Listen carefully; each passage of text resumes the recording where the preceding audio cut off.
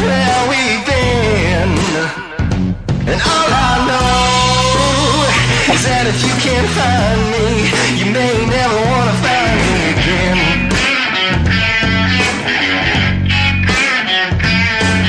Cause people don't understand. People don't understand. People like me.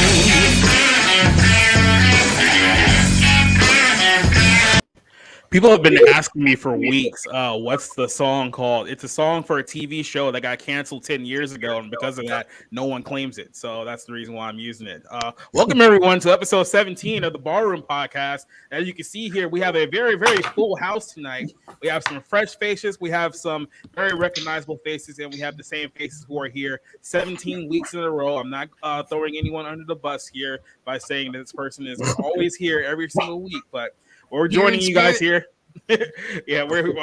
Cassie's having a little pizza roll incident right now, so yes, she's not going to be able to with hot sauce. Yes, I know I'm a snot-nosed brat, but I don't want to show it on camera. Just saying. Yeah.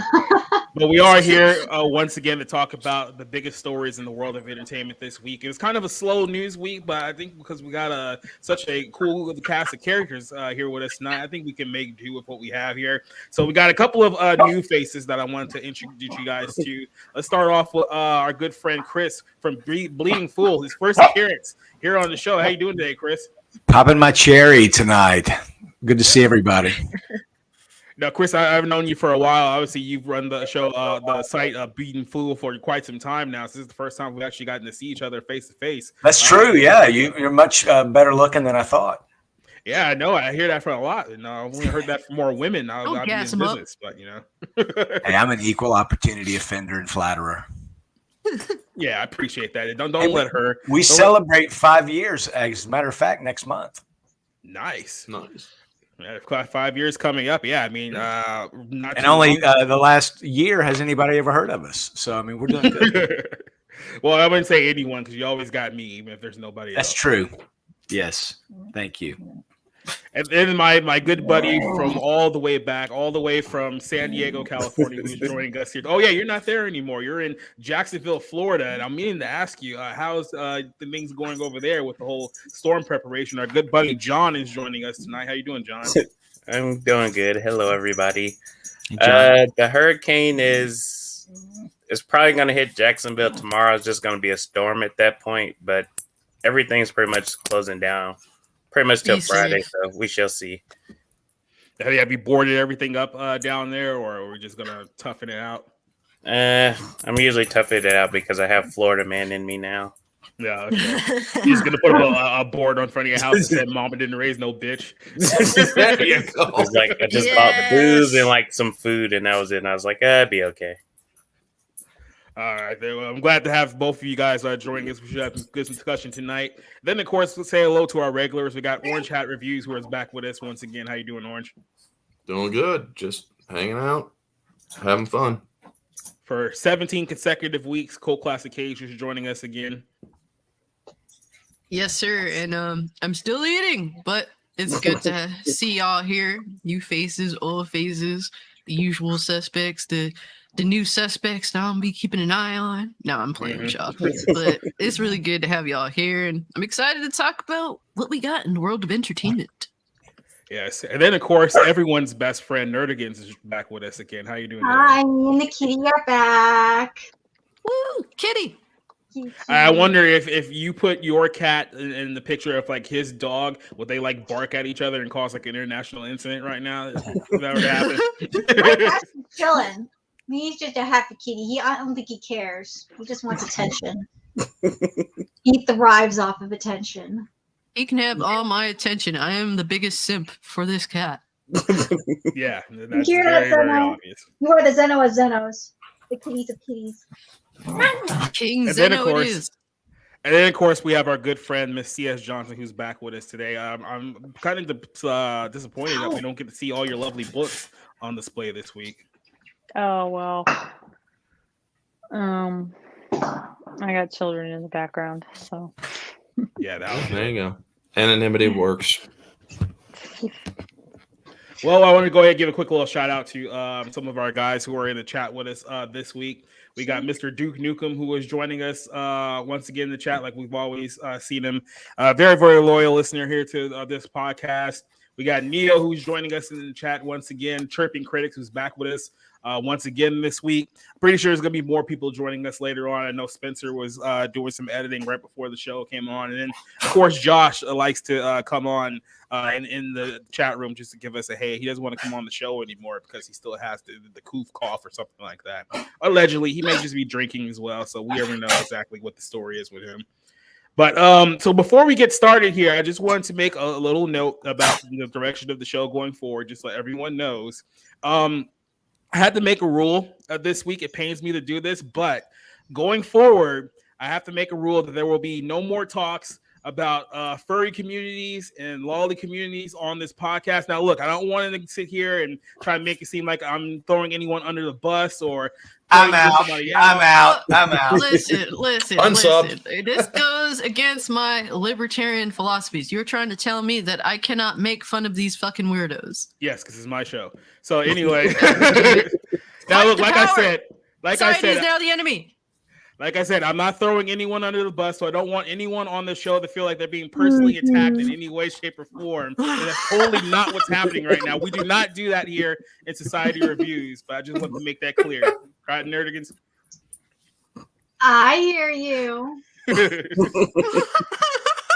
He's very, very upset with me right now. Just want to make that clear. No, I'm just like, whatever. It's all good. Just making a little note, just having a little fun. This is like low key. You'll have flirting, words afterwards. Wait, what was that? I said this is like low key flirting. So. Oh, no, I didn't think it was. Oh, you're gonna find a horse in your bed later, or a horse head in your bed later. I'm telling you. Oh shit! It's not the Second 70s base. anymore. They deliver that through Amazon. They don't do it under the bed. You just open the package, it's like deaf. So let's go ahead and get this show started, shall we? Let's go ahead and talk about our first topic of the night, which is the strew of Elizabeth Banks. You guys remember Elizabeth Banks? She's the person who directed the Charlie's Angels movie that bombed horribly. Well, now she's coming out and she's saying that she is terribly upset about the marketing of the film being marketed as a feminist manifesto. Now, the only problem is that she's the one who marketed as a feminist manifesto 3 years ago. So this is a story which will be up on Bounding in the Comics pretty soon. I'm pretty sure Spencer's getting to work on that one right now. And that's not bullying him to do my story faster. I'm just telling him he should be working on it. So Elizabeth Banks talked to the New York Times for some reason. I guess she got something coming out. I didn't read that far into the story, but she says that she wishes that the film hadn't had presented as a film just for girls, because I didn't make it just for girls. I have the receipts to prove that you did make it just for girls. There was a disconnect on the marketing side of it for me. She went on to say that women do things in Hollywood. It becomes this story. There's a story around Charlie's Angels that I was creating some feminist manifesto, and I was just making an action movie. Now, she sits here and she claims that she's essentially trying to throw Sony under the bus for the film that bombed in the movie theaters. Now, this was a film that I believe was made for roughly about $50 million production-wise, but I think the cost tied to it was somewhere about $100 million. It only made about $75 million worldwide. I think at the time of its opening weekend, it was only about $8 million when it got released. So this one is a movie that really didn't do well at all. But now she's trying to distance herself. Exactly. She's trying to distance herself from the fact that, no, people were saying that there was all about women and there was more to that. Well, it's like, well, actually, it was your own comments that led to this. This is from 3 years ago.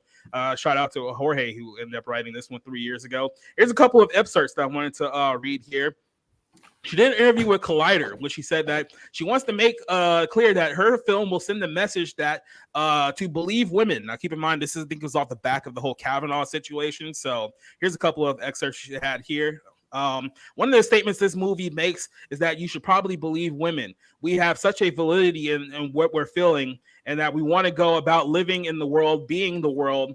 And that was really important to me. I felt like the characters we had were being taken seriously and given a chance to live their best life. Now, you might not think anything about that one, but there's another little comment right down here. I wanted to find it. Oh yeah, here we go. where she says that talking about the film that bombed, that she was not a feminist manifesto. She said that when we were casting the movie, I wanted really fresh faces. I wanted a diverse cast. It's important that women, the audience for this movie, sees themselves as a part of this film. I think it's really important. I want the audience to feel a sense of ownership over this film, that they could be in this movie, that they could live in this world. That's the real message. It's a movie that I want to entertain all audiences, but I really want to make something that felt important to women, especially young girls. And so that was her comments 3 years ago, which shows a little bit of disregard for what she said just in this interview earlier today. So it seems like 3 years later, she's moving on to another project, and she's kind of, I guess, throwing the studio under the bus for her film being marketed the way that she wanted it to be marketed years ago. And it didn't exactly, it seems a little bit hypocritical, some can say. It seems like it was outright lying in some instances. I want to start this one off with Chris, and then we'll go around the table here. What do you think of Elizabeth Banks trying to say that, her film bombed because it was marketed not well, even though she was the one that caused all these comments to flourish in the first place? Well, I think you're on target, but it's her fault too. You know, back then she was saying that if men don't go see this movie, men have to buy tickets. Otherwise, it's going to reinforce that stereotype in Hollywood that men don't go see action movies. I remember she said that back in 2019 when it was in the theater. And then somebody comes back and says, well, what about Miss Marvel and Wonder Woman? That did pretty good. And that was female action movies. But then she said that those are comic book movies. So that's the male genre. So she put her foot in her mouth a couple of times back then. And the director typically signs off on the marketing for these movies. I know that the studio really is the be all to end all. They're the ones that pull the tricks and the shenanigans. But she seemed fully on board at the time. Although I got to say, I don't mind her changing her mind. I mean, people change their mind. A few years later, I made a mistake. I screwed up. She should have just said, we screwed up, and that's just a bad strategy, and left it at that. But she's not quite ready to say that yet, it sounds like. Well, that's the thing that about the film, about her statements here, that she's essentially admitting that it was a mistake, but she's not blaming herself for the mistake that was made. She's saying, "Oh yeah, we just didn't market the film well." And it's like, well, who was in charge as the marketing, as the writer and director of the project, right? So yeah, she's halfway there. She almost gets it. And one of these days, she'll come around to admitting that the film was a mistake. No. Maybe John, after she retires. No, she won't. Yeah, at least not now. John, what do you think about this whole story with the Charlie's Angels reboot? Did you even see the movie? What was your thoughts leading into it? I just remember it flopping very, very bad. I think the biggest thing is when most of the time they just market it as one thing and don't even tell you about the movie. You can already know it's like bound to fail. Because I remember that with the last Star Wars movie, where J.J. Abrams just kept talking about the lesbian kiss and nothing about the movie. Oh yeah, that was that. No, that was Chris Evans. You're talking about the Lightyear.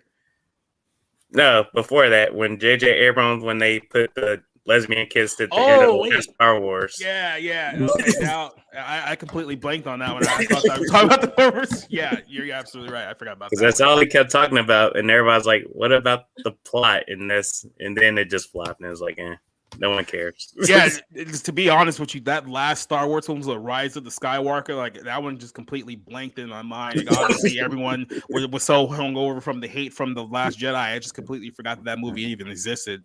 All I remember from that film was that Rey decided that she was a Skywalker now. Yeah. That's not how it works. I literally tapped out after Ryan Johnson. So I didn't go back. That was it. Just couldn't do it. I do like, what was it called? Wasn't Colin Favreau supposed to do that movie, and then he bailed Colin out? Trevorrow. Colin Trevorrow. Yeah. Creative differences, even though what's been revealed about his movie, everybody's like, why didn't we see that movie? Yeah. Who are the guys that did the Lego movie, the comedy directors? Is it they're supposed to do Phil Lord Solo. or Chris Lord? One of them. Yeah, they were supposed to do Solo, and man, I think I would have enjoyed that. If you were going to go a comedic route, I bet they would have done a good job, but they got fired too. Good old Lucasfilm always know what they're doing. She's rocking it. Cassie, what are your thoughts on Elizabeth Banks pointing the blame for the whole fiasco with Charlie's Angels? Clearly she's trying to save face. I mean, she can try and erase history all she wants, but she was all in on it. You know, if you really did feel the way you do, then you wouldn't have to change your story, right? But I mean, when it comes down to it, there's many reasons why her movie was a bomb. One, it was a piece of shit. Two, there's either insufferable people in the film or no names entirely. And it's just like, who wants to see a lesser Charlie's Angels than the older ones? And to be fair, the older ones were kind of corny as well, but at least they had people that, especially at the time, were relatively charming, you know, like Cameron Diaz and Drew Barrymore and Lucy Liu, and they had a bunch of other people as well. I think LL Cool J was in it. Tim Curry was in it. Tim Curry, yeah, exactly. Crispin like there Glover. was a lot of charming Bernie people. Mac, by the way. Yeah, Say that one more time. It was Bernie Mac, not LL Cool J. Yeah, Bernie Mac. Yeah. Okay. I think LL did have a cameo in one of the films. I think it was just a cameo though. It wasn't like a Maybe. role. Yeah. Yeah, but nonetheless, like these are all like people that we wanted to go out of our way to see, even if it was necessarily not the best film at all. Like these are people that back in the day were relatively charming and interesting and didn't take every chance and opportunity to shit on the people they're trying to sell a product to.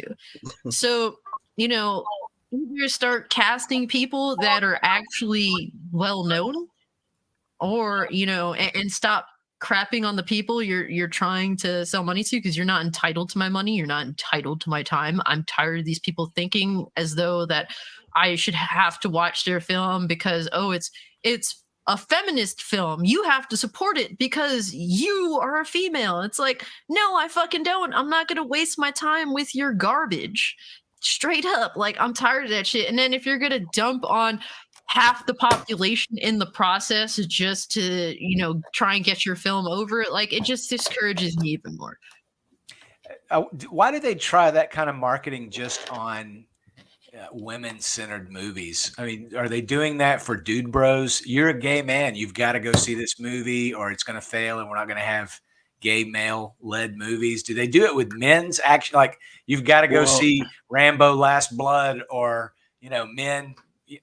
It's kind of talking down to women in general when you're trying to make some vapid action flick based on a 70s television show that's already had a pretty decent reboot. And then you're sticking people like, Kristen Stewart, wasn't she probably the biggest name in that movie? I don't even know the other two chicks. No, And that's your big reboot again. It's kind of stupid.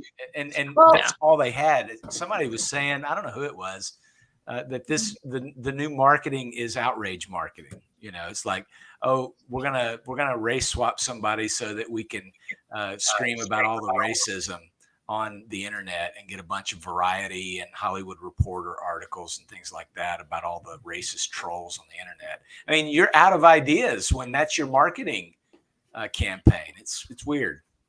Well, look at what is going on with that She-Hulk fan Twitter account that's going on. Which is not an official Twitter account, by the way, but so many people have retweeted. They think it is at this point. It may as well be. Disney could shut that down in a heartbeat. But they don't for a reason. One of the things I happen to remember about this Elizabeth Banks was another thing she said. If this movie doesn't do well, it's because of the guys. Well, then there was a poll that was taken. 51% of the viewers for Charlie's Angels were male. Now, Elizabeth, you like to play the whole woe is me before your movie even came out. You then started attacking men before the movie came out. People still went to see your movie, but it wasn't enough, and your movie bombed. You're saying, well, I regret the marketing. Well, maybe you should regret the marketing, but the important part is you might also want to do a little self-reflection, because it was your choices that led to your movie going bad. I mean, for crying out loud, from what I have not seen the movie, but from what other people who have told me, it's like this movie has they're freaking running a goddamn underground abortion clinic. Everybody is gender swapped to be female. The only males in the movie are the bad guys. It's like, are you freaking kidding me? I think it's also really worth noting with this film that prior to this Charlie's Angels reboot coming out, the whole narrative is men don't go and see these films. They're not for you. Then when they realize, oh shit, they listened and these movies are bombing. Now it's because evil men that won't go see our female-led films. And it's just like, you asked for it and you received it. So shut the fuck up. We don't want to hear you complaining anymore. They'll complain no matter what we do. So just stop doing what they want you to do anyway. They want you to talk about them. They want you to talk about it. And that's what this She-Hulk thing's all about. And it amazes me how Marvel has pushed this same sort of marketing with She-Hulk, when really She-Hulk, when she first came out, she was Savage She-Hulk. Yeah, she was some sort of derivative in order to keep some other company or entity from creating a She-Hulk. But when John Byrne took over She-Hulk, it was cheesecake. It was fun. It was Deadpool. It was breaking the fourth wall. It was a lot of fun. So they could have had a lot of fun with this and appealed to the men who grew up reading John Byrne comic books and having fun. I don't understand why they don't just try to get the mass appeal rather than just going down this road. But I'm starting to think it's because they're cheap. They don't have good writers. They can't afford it. They don't pay for it. Marvel's not paying for good artists. DC's not paying for good artists. They're not making any money. Get woke, go broke.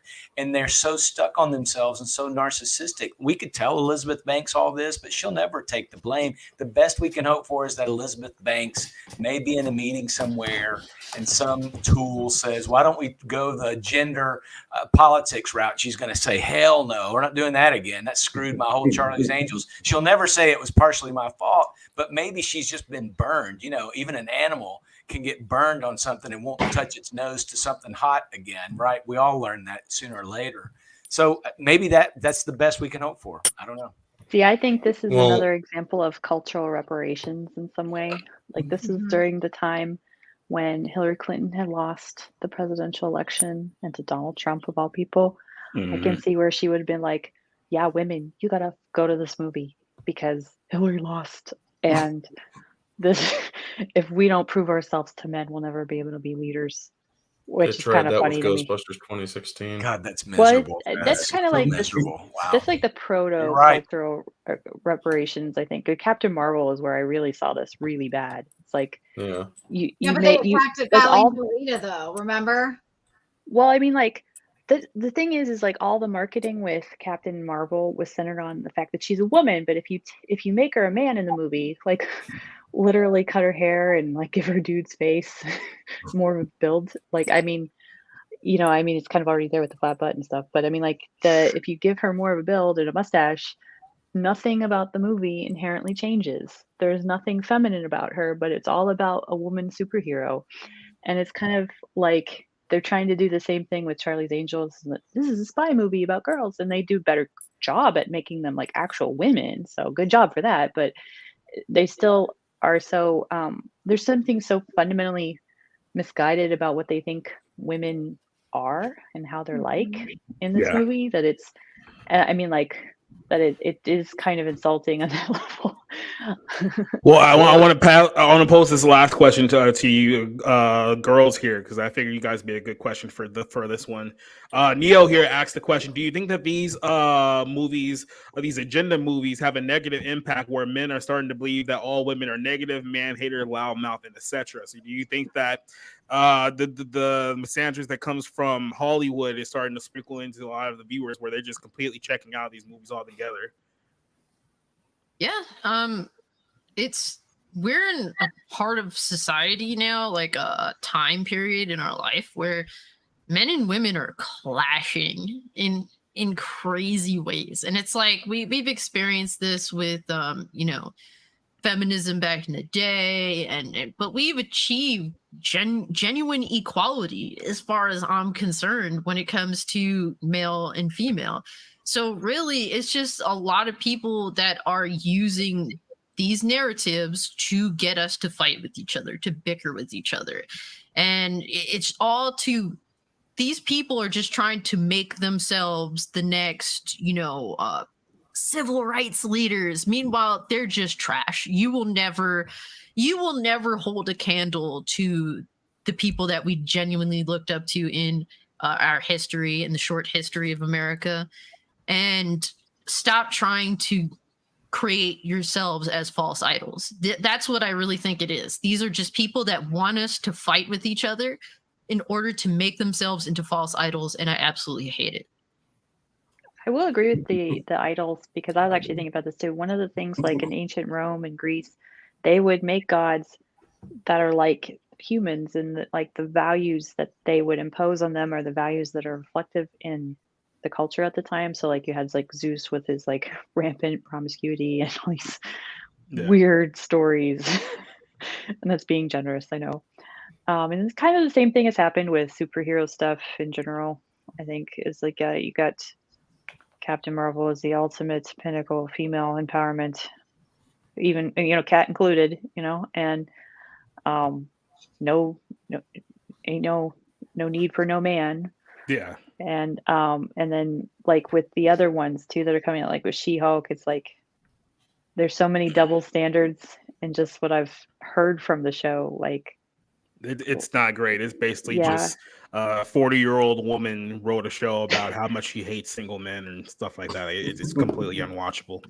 Yeah. So, and then just in general, I think a lot more men are checking out in terms of dating and stuff, but there is hope. So don't go full black pill. Let's just put it that way. I will say, like, a good like if you like want to like what is it, like that thing where you like there's like like if you want to like hedge your bets, get your job, get your life in order, get your plan, and then be in a position where you can be the shark. You're not the ugly dog that she picks because she's rich enough not to care.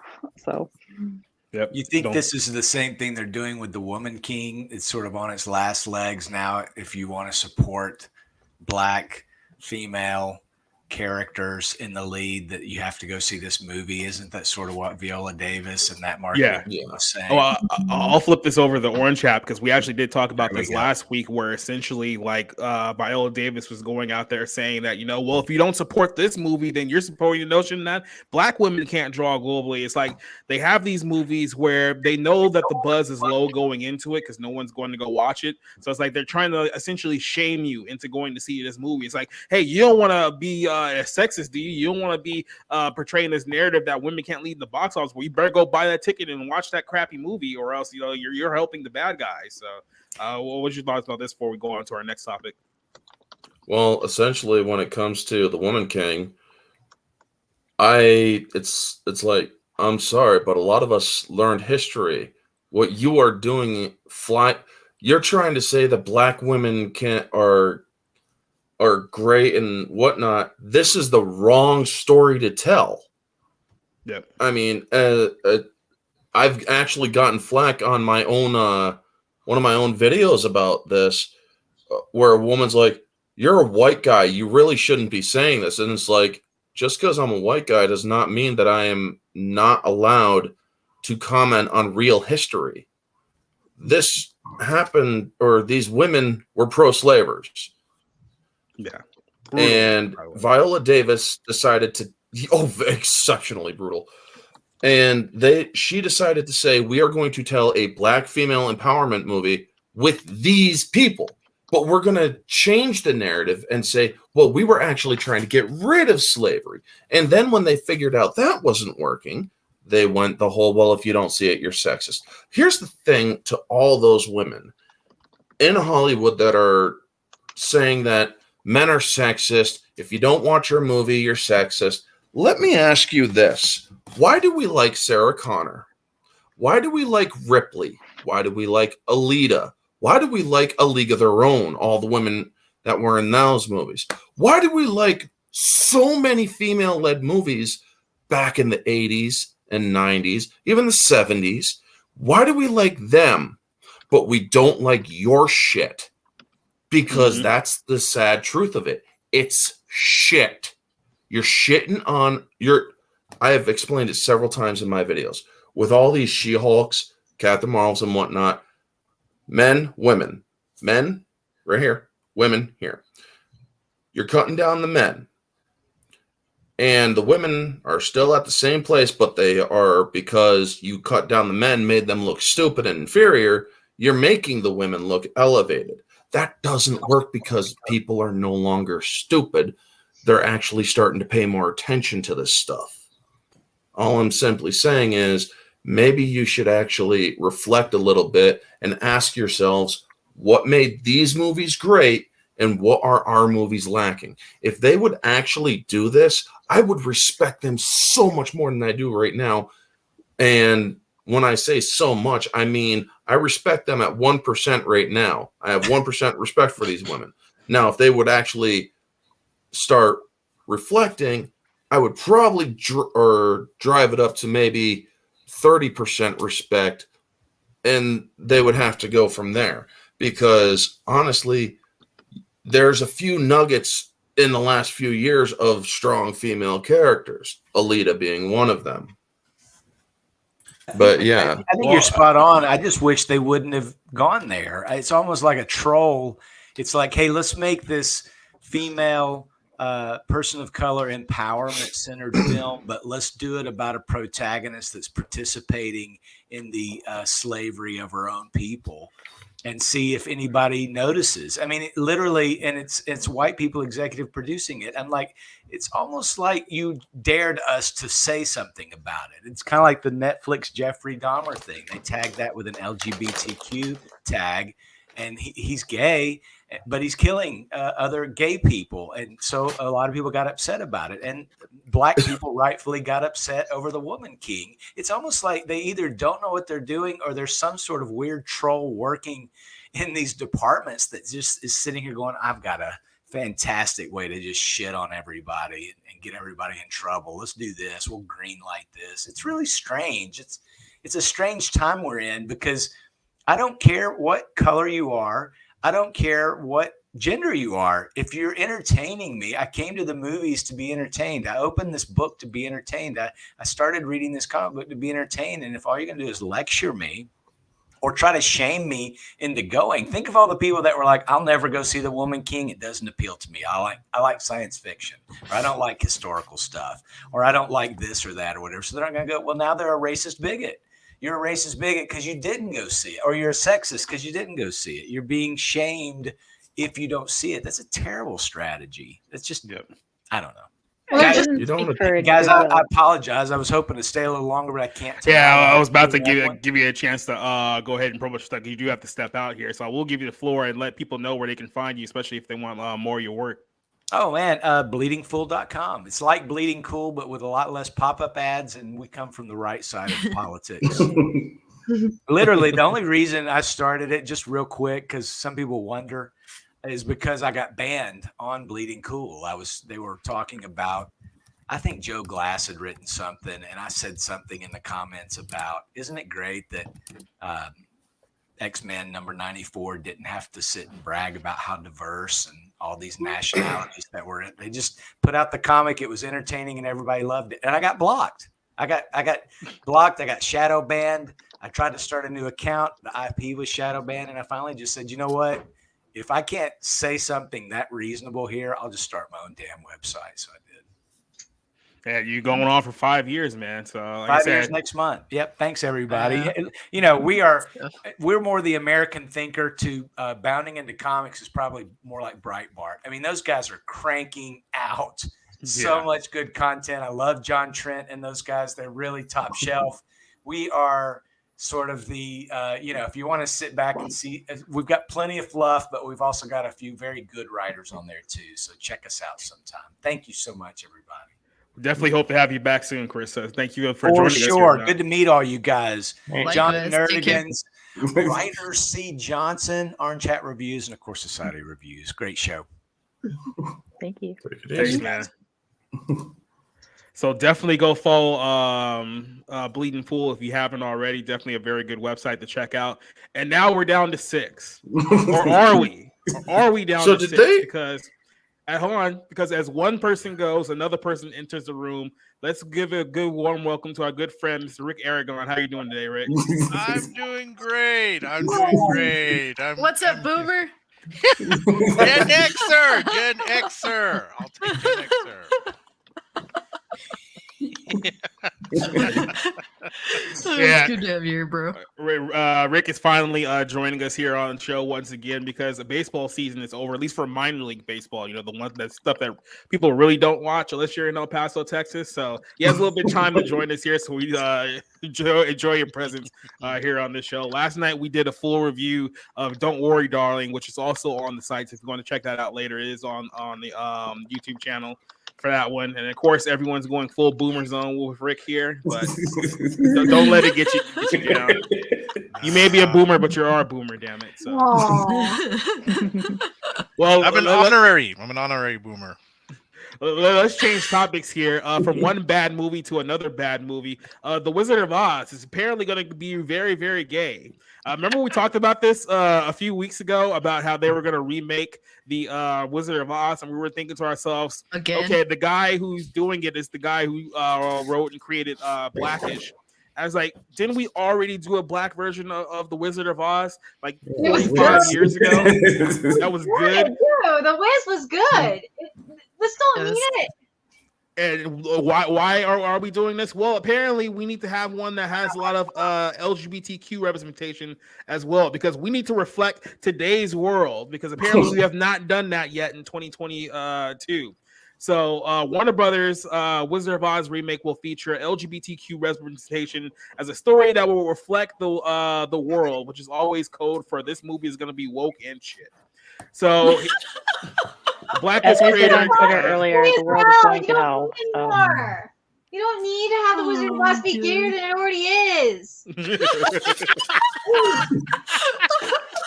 Anyone who watches, I gotta point this out. Anyone who watches RuPaul's Drag Race knows how gay the Wizard of Oz is. Yeah. Seriously, I mean, there's so many Wizard of Oz references that are in freaking Drag Race. Like, come on, it is gay as fuck. You do not. Well, that's because The Wizard of Oz is RuPaul's favorite movie. Exactly. I mean, you're not wrong by anything you say. I'll say that one definitely. But Blackish creator Kenya Barris is creating yet another woke reboot of the classic Wizard of Oz movie. So when this was announced, like we said a couple weeks ago, people were like, okay, why is this movie existing? Well, here you go right here. Barris went to let people know that this movie is going to portray LGBTQ characters in the film. We don't know to what extent. Are there going to be gay people? Is there going to be drag queens? Is it going to be trans people? Are there going to be non-binary people? The possibilities of this is absolutely endless. But he spoke with Variety in an interview last week to give a new meaning to the phrase "over the rainbow." That's good. I will give them that. That was good. That's good.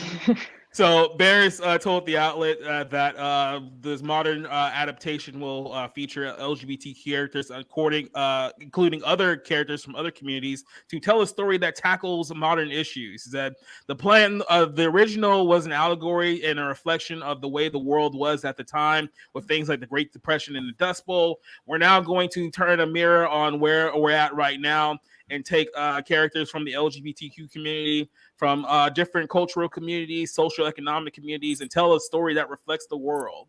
And that's pretty much the only real description that we have of this project so far. There's been no names attached to it. We don't know who else is going to be a part of this film. We don't even know if it's actually going to be like a feature film movie or is this going to be something that they're going to dump on streaming. We'll figure that one out later on. But one organization that a lot of people probably doesn't know as well as they think they do, GLAAD, has been the organization behind getting these major studios to push so many LGBTQ content in films and in television. The industry, Hollywood, set a record last year with 12% of all characters on broadcast cable and streaming services being gay, trans, bisexual, non-binary, whatever the case may be. CEO of GLAAD, Sarah Kate Ellis, has calling for major studios to include LGBTQ characters in 50% of all films by 2024. So with the representation that they have now, that is not enough. She wants it to be 50% in the next couple of years.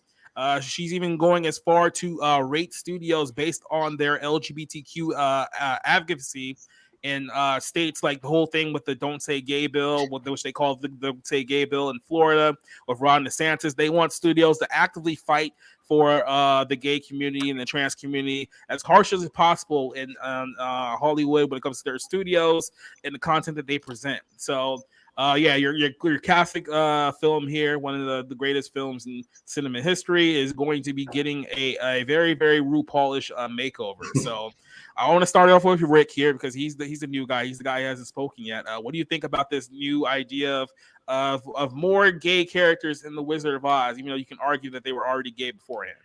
Well, I'm just puzzled by the idea that we need a gay Wizard of Oz when you've got Judy Garland in The Wizard of Oz and you've got Miss Ross in The Wiz, and those are like two of the biggest gay icons. I mean, gay people love Judy Garland and Miss Ross. So I'm perplexed. I mean, who are they going to get? Diana Ross literally has like the most iconic gay anthem of all time. No, Judy Garland. I'm coming out. Yeah. Like, Somewhere Over the Rainbow is a freaking gay iconic song as well. You can make that argument too. I mean, it's interesting, and I think I pointed this out on Twitter that 12% of the characters right now in film and television are LGBTQ, and you've got about 6% of the population, approximately 6% of the population in the U.S. identifies as LGBTQ. You technically have an overrepresentation. So if you're going to go up to 50%, then I mean that there's 50% of the public is not gay.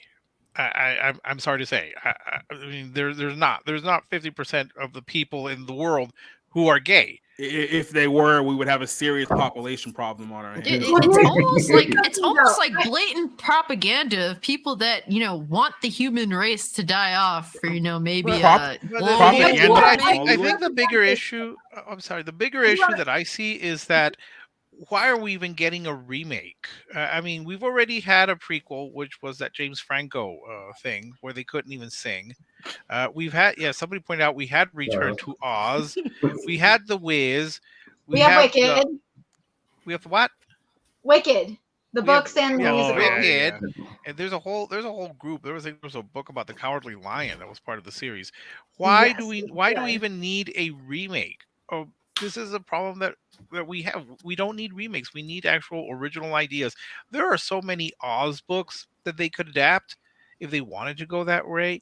Mm-hmm. But if I guess if you wanted to have a non-binary mayor of Munchkin Land, I mean that's up to you.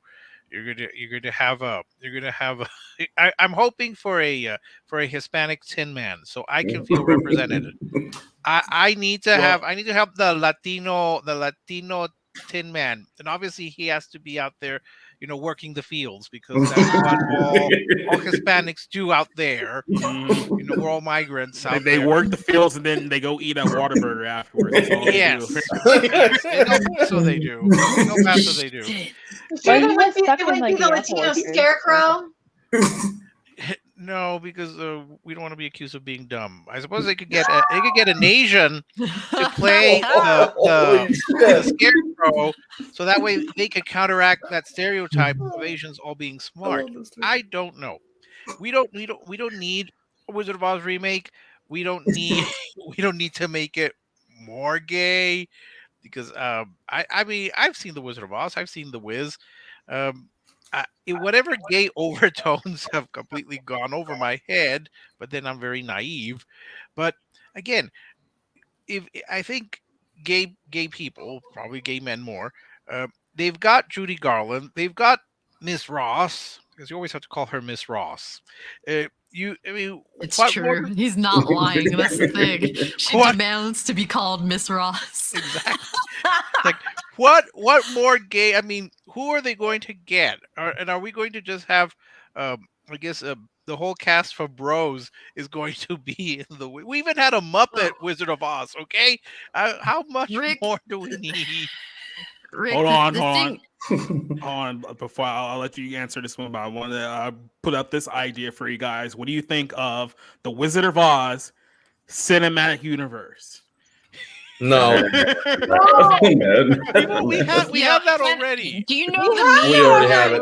Right. Do you know where the meme where Rafiki is throwing Simba off the cliff? Like, just I want to be Simba right now. Okay, thank you. Just yeet me off the fucking cliff if that's the case. We don't, Well, we I don't actually- need a remake. We don't need a gay remake. We don't need another hero. We don't need any of this. All right, just Well, end it. Well, like I can see where like you wouldn't need it, but like this is, if you think about it in terms of like it's like we're like at a cultural war, right? So this is kind of like neo-colonization.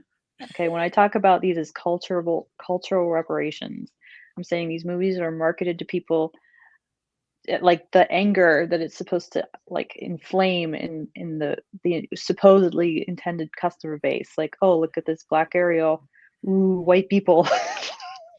That's like payment for the past sins that white people have committed.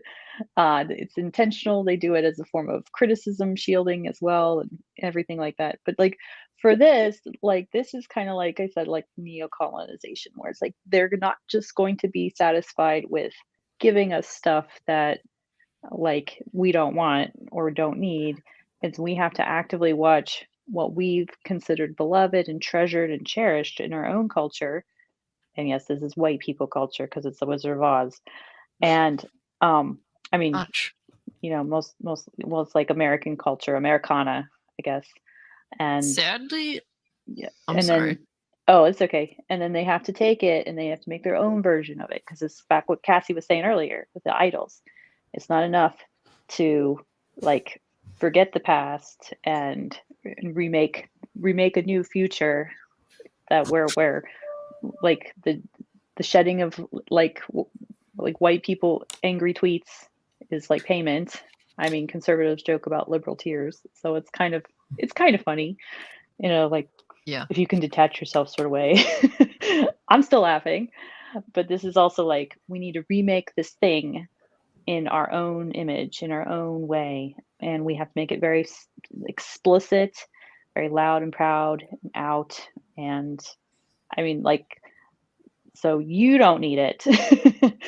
This is an act, like I said, of neo-colonization. So, But if it's Honestly, done well, though- but Yeah. but if it's done well and it's made with love and it's not made out of malice, then that's a completely different thing than like what's been happening. well, we'll Yeah. see. I haven't seen a lot of goodwill movies like this that are made without that kind of undertone, you know? Well, honestly, I think So. it's even more sinister than what we brought up so far. Rick is just asking why. And when I look at The Wizard of Oz, the original film specifically, that's honestly one of the films I watched countless times as a child with my parents. That My kids watch is it. a very child-oriented film that has, you know, an interesting concept to it. And I think that they wish to absolutely perverse everything that is for children, talk about all sorts of sexual related subjects with children, because these people are fucking sick. They are literally that disgusting. Nothing is off the table when it comes to these sorts of people. And doing this to one of the most iconic films that a family tends to share, you know, at any sort of point with each other, especially a family that does have children. That's something that I think that they honestly get off to, because these people are fucking ill. They are mentally ill. A lot of them just don't grow up either. Like a lot of like Disney stuff is made for children and for families, right? A lot of the people, if you don't have children, don't grow up, because children kind of force you to grow up on so many levels. Like I have two kids, I can say from experience, I have become more of an adult because I have children. And when you don't have the incentive to do better, you don't typically, you know. So this is not, I'm sure there are some people that would definitely be like, yeah, let's get the children in here, you know. But I also think it's like, hey, this is for me, and it's wonderful, and you're just a big child with it. So I want to give John and Orange Hat a chance to talk about this before we move on to our next topic. And I do want to talk about something that Cassie said too, about how they're specifically targeting children. Sarah Ellis, who's the leader of GLAAD, specifically mentioned that she wants more LGBTQ programming towards children's shows and children's movies as well. So this is a direct initiative from the GLAAD organization, who works directly with these major studios in Hollywood to make more content that's directly exposed to children as well. So, John, what was your thoughts on this whole thing? And then I'll let Orange Hat wrap this one up. For me, it's just more or less just wondering what is the end game, because like first is like what 50%, or they want to keep just making it go up higher and higher. So then it's like, at what point do you just want like an all gay cast, and then you will still complain that there's not enough gay representation in the movie or whatever? So it's like, I really don't know what they want at this point. 50% apparently is what they want. Yeah, but then they want 75, and then 80 is like, okay. So well, like the thing that I just don't understand with them is, what do they mean by like gay, by trans representation anymore? Because of what I saw on the LGBT like foundation website not too long ago on what is considered trans now. Because if you're not gender conforming, you're automatically trans. So I don't even know. So you can still be like straight, but you are, but if you're like a tomboy or a femboy, you're considered trans according to these people. I'm dead serious. How else are you going to get your numbers up? That's what they're doing. And like, you could be like, and that's also like genderqueer is considered trans, which, you know, is like genderfuck. Non-binary is considered trans under this theory. This is on the official website for this foundation. I'm just like, I don't know what you're talking about anymore. If you want 50% representation, are you talking about the entire like trans umbrella? Are you talking and just saying that's trans representation and gay representation, and you're including like straight tomboys or straight feminine males that like to cross dress? Like, what are you talking about? Orange Hat, what is your thoughts on this one? Well, I'm so glad you asked, because I got so much to say. Well, life is usually an empty kettle, and you really got to test your metal. So this Tin Man, if they're going to have this whole thing transed out with the whole transgender thing, you got to have the Tin Man sing instead of "If I Only Had a Heart." Have him sing instead "If I Only Had a Dick." And have the straw man, the scarecrow dude, sing "If I Only Had a Vag." That way you got your trans representation. Because otherwise, also, you're going to have to make the green Wicked Witch, you're going to have to make her white, so you got the white person bad. And instead of monkeys, because that's racist. Probably monkeypox. Yeah, you can't do that because that's racist now with the flying monkeys. You're going to have to do something like, you know, at those gay pride parades where they have all those white dudes dressed up as dogs with strap-ons in their asses. You're going to have to do that because this is the only way this thing's going to work.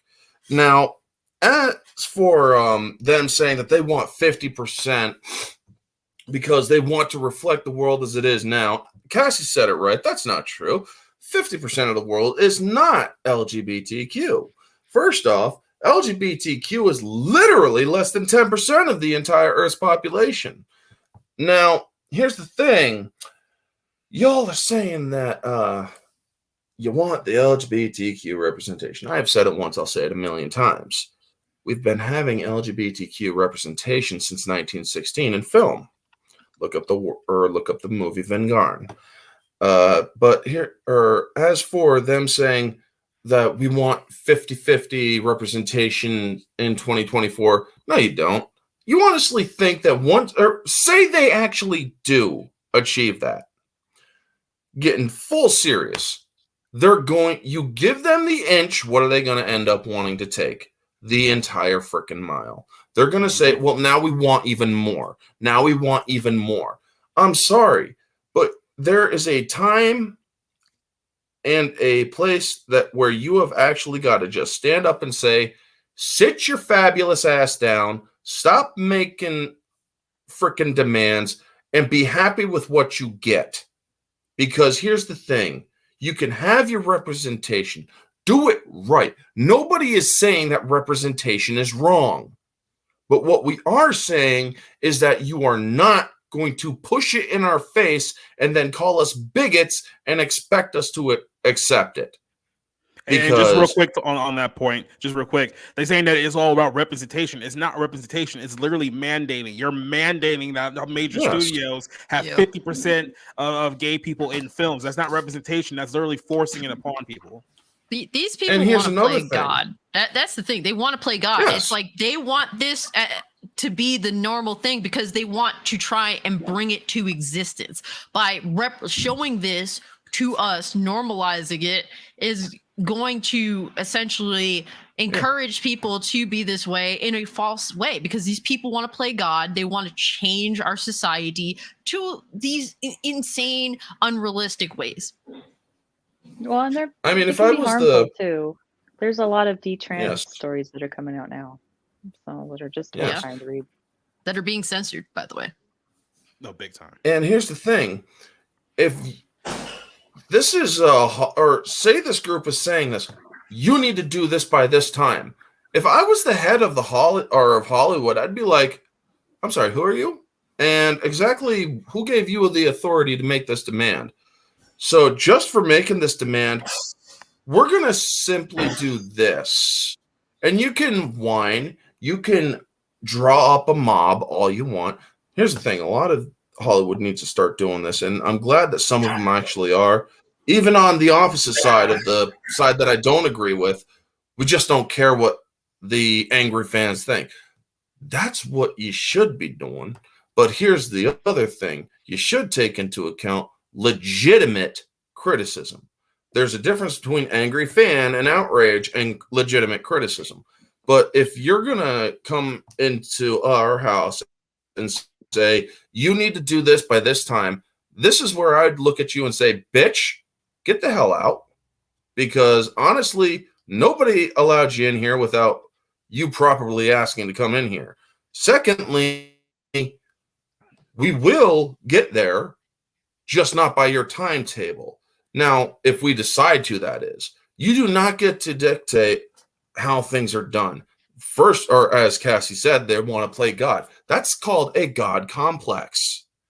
That doesn't fly in certain circles. Yep. Well, that's all I got to say on it. It's interesting that we have had, at least this year, a lot of gay representation. You look at the last few Marvel movies; they have had gay characters, although they're usually just like blink and you miss them. You've had a Disney movie that made a big to do out of the same sex kiss between two female characters, and now you're going to we're going to go to bros. I mean, and so you've had so much.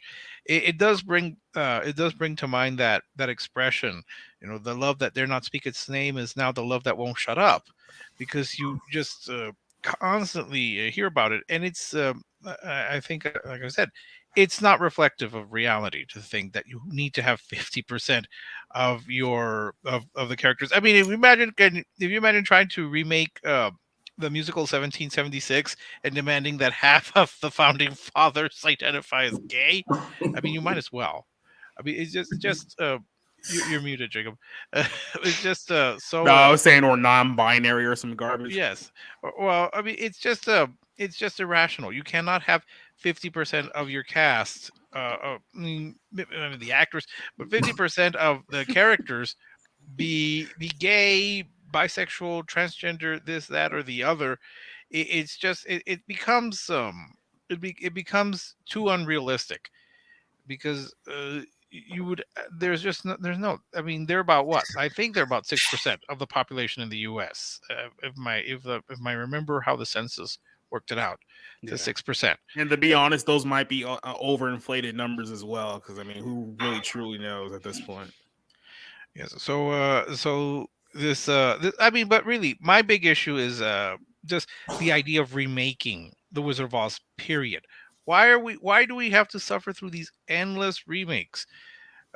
Just create something else. I think, I don't know if it was Robert Osborne from Turner Classic Movies or somebody, or it might have been Roger Ebert, who said it'd be better if they just remade an older bad movie than try to remake an established classic. We've already had too many remakes. We don't need more. So go back into the TCM archives and look through a movie that maybe didn't work or that is lesser known, and try to remake that. Why do you need to remake something that's already been made? Only for the name recognition and the idea that you're going to have a success and you're going to repeat. And the same thing with gender swaps, where you expect them to have the exact same result if you have the same story. No, it's not going to be the same. Just that's why people still go to the original versus having to go to the remake.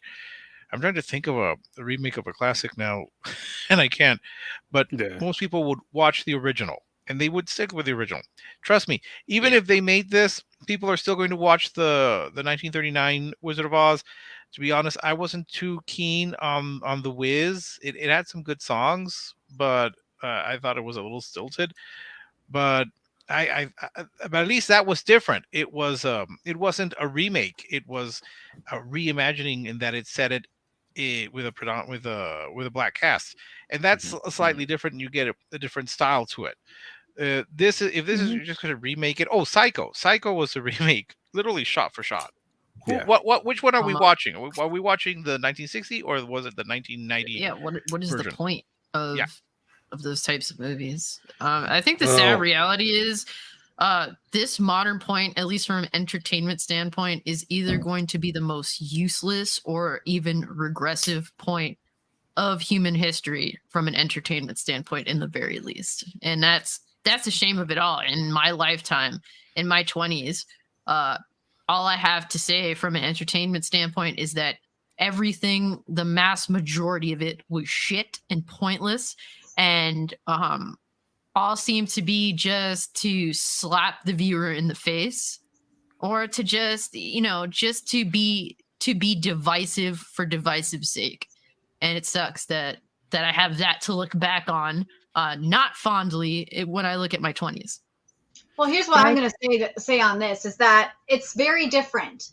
That you have in the West, it's very regressive. And I even talked to my mom about this yesterday because she grew up during the first and second wave feminist movements. That it's these new wave feminists have really regressed everything and just like destroyed everything our foremothers worked really hard to build for us, while you have the Iranian women just starting their own revolution and fighting for their rights. And in terms of entertainment, going back to the topic at hand, you have in the East, in Japan, it's very revolutionary what's happening there. You have it's a tale of two revolutions going on in terms of Japan, where you have in manga, it's like a renaissance going on in the art world for manga. It's just incredible what's happening. And with anime, it's very divisive. where like you could tell there's parts of it. Certain anime, or the majority of anime, is very corporate, and you could tell that over the past like 5-6 years that it's lost its edge. I've been calling it the normalization of anime, especially ever since it's become mainstream. But at the same time, it's still not like, well, at least for me, it's kind of patronizing to me for what it's been doing. But for the majority of people, it's satisfying their needs. It's not like talking down to them. It's not lecturing them like American entertainment is, if that makes sense. Johnson, do you have a... Really interesting with what's happening. But the other thing is that you got to keep in mind is with what's going on in Japanese entertainment, and the Japanese are not happy, is that you got Western consultants that have been up in, and this is why anime is getting this way, because you don't have this in manga. With anime and video games, you have Western consultants that have infiltrated, and they've been in there since, according to my sources, since at least like 2014, 2015-ish. Mm-hmm. So, yeah, and you're starting to see the fruits of that, unfortunately. Yeah. Well, I want to jump over to this next topic because this one plays into exactly what we're discussing right now. Now, Neo actually had a question on here. It says, what are your opinions that people are now having low tolerance of the LGBTQ community? Any thoughts or criticisms? Well, you know who is having very low tolerance of the LGBTQ plus 2R people? You know who's having problems with them? The Middle East, because Bros has been banned in the Middle East. I know this is going to be shocking news to all of you people watching this right now, but Bros has been banned in the Middle East because it's a gay rom-com that features a gay orgy scene somewhere in the film. So a lot of the Middle Eastern countries said, nah. So I want to keep this one short and sweet. What are your thoughts on the Middle East essentially being the only spot in the world that just say, miss me with that gay shit, homie? I'll start with Cassie. Surprised China hasn't banned it yet. Look, Well you know, it's like, it's hard for me to like have like a solid opinion on this because it's like the libertarian side of me doesn't want anything to be banned. But at the same time, a lot of this bullshit that does come from the West is blatant fucking propaganda. There's really no other way to go about it. So it's like, you know, I always default to my basic reality that no place is going to be the same. That's just, it is what it is. In order for me to be able to call my own shots, I have to also not judge and regress, basically let other countries do what they do. I have no right in this spectrum to tell them not to do this. But from just a preference standpoint, I don't blame them for not doing this shit. Because I definitely, if I could ban any and all discussion on this piece of shit film I have zero interest in, I don't want to see anything about it. I would love for it to be banned too, so I wouldn't have to see it. So maybe I should go over there, but then again, I would probably get knocked off real quick for not wearing a required headwear. Let's just put it that way. Yeah, your mouth would definitely get you stoned immediately. You're fucking kidding, bro. I will say say too that Cassie is like the libertarian view is that the least amount of government as possible. So you can, and if you want people to be free, you have to have things that will keep them free. So you can make the argument that, you know, it's a gateway sort of drug into subversive behavior, shall we say. So, John, what was your thoughts on this? I mean, they write these headlines like all the time. Like, you shouldn't be surprised at this point. Because I think at this point, it's just like a clickbait article so people can be like, click on it and be like, hey, why is this banned or whatever? And then it's like, well, of course they won't have an orgy scene in a Middle Eastern movie theater. That makes no sense. Yeah. You know, John so far is my favorite person on the entire podcast. You know why? Because his answers are short. You've known us all too long to know that we will never be brief. I got to make a good first impression. Well, Rick. Obviously, this is a movie that we're going to be reviewing next week. So, what is your thoughts on this whole fiasco of Bros? Well, I figure that unlike here, they're not going to have a bros brunch where they're going to be serving you food while you watch a gay orgy scene. And just for the record, I will be watching this movie with one of my close friends who is gay, so that will be. I'll get the gay input. I'm not surprised they did this with Lightyear, and that was just with a kiss that could have easily been cut, but they refused. Here, this whole movie revolves around a gay same-sex relationship and romance, and I don't know about the orgy because oddly enough I haven't kept up with knowing about if there's going to be an orgy, so that should be fun for me, little square Gen Xer me to be watching orgy scenes with my gay friend there. So all I can say is that we shouldn't be surprised, but where's Chris Evans? I want him to go out there again. I want him to go to Riyadh and Qatar and tell them that they're all dinosaurs. They're about to die. They're about to die off. Yeah. I want them to lecture. I want where's Rosanna? Was it Rosanna Arquette? Where is she? Why isn't she going out there into the Middle East and just protesting and saying all of this? Because they know that they can. Because they don't have to. We shouldn't be shocked that the Middle East is going to ban a same-sex romance movie. They're going to do this, but so long as people here in Hollywood don't say anything to upset them, they can just say anything to us in the United States because they know that they can and they should. They have that freedom to speak out. So all right. So I guess Billy's not going to be on the street over there in Medina or Mecca. Not that he could anyway, but we're not going to see we're not going to see He Billy probably on the won't be street. invited to Abu Dhabi anytime soon. Yeah. So no. So I guess the Crown Prince of Saudi Arabia will not be hosting a soiree for all the whole cast and crew. No. Any final thoughts on this one before we move on to our next topic? Yes. The East is just very different from the West. That's all I got to say, really. I don't think a lot of people know the differences very well. Well, Go the ahead, people. Honest. Well, the problem is that Americans don't care. Well, especially Zoomers, they don't seem to really care about anything but themselves right now. So I'm going to give some solid advice to the Middle East. You're allowed to do what you want. You're allowed to make whatever laws you want. I may not agree with them, but you're allowed to do what you want.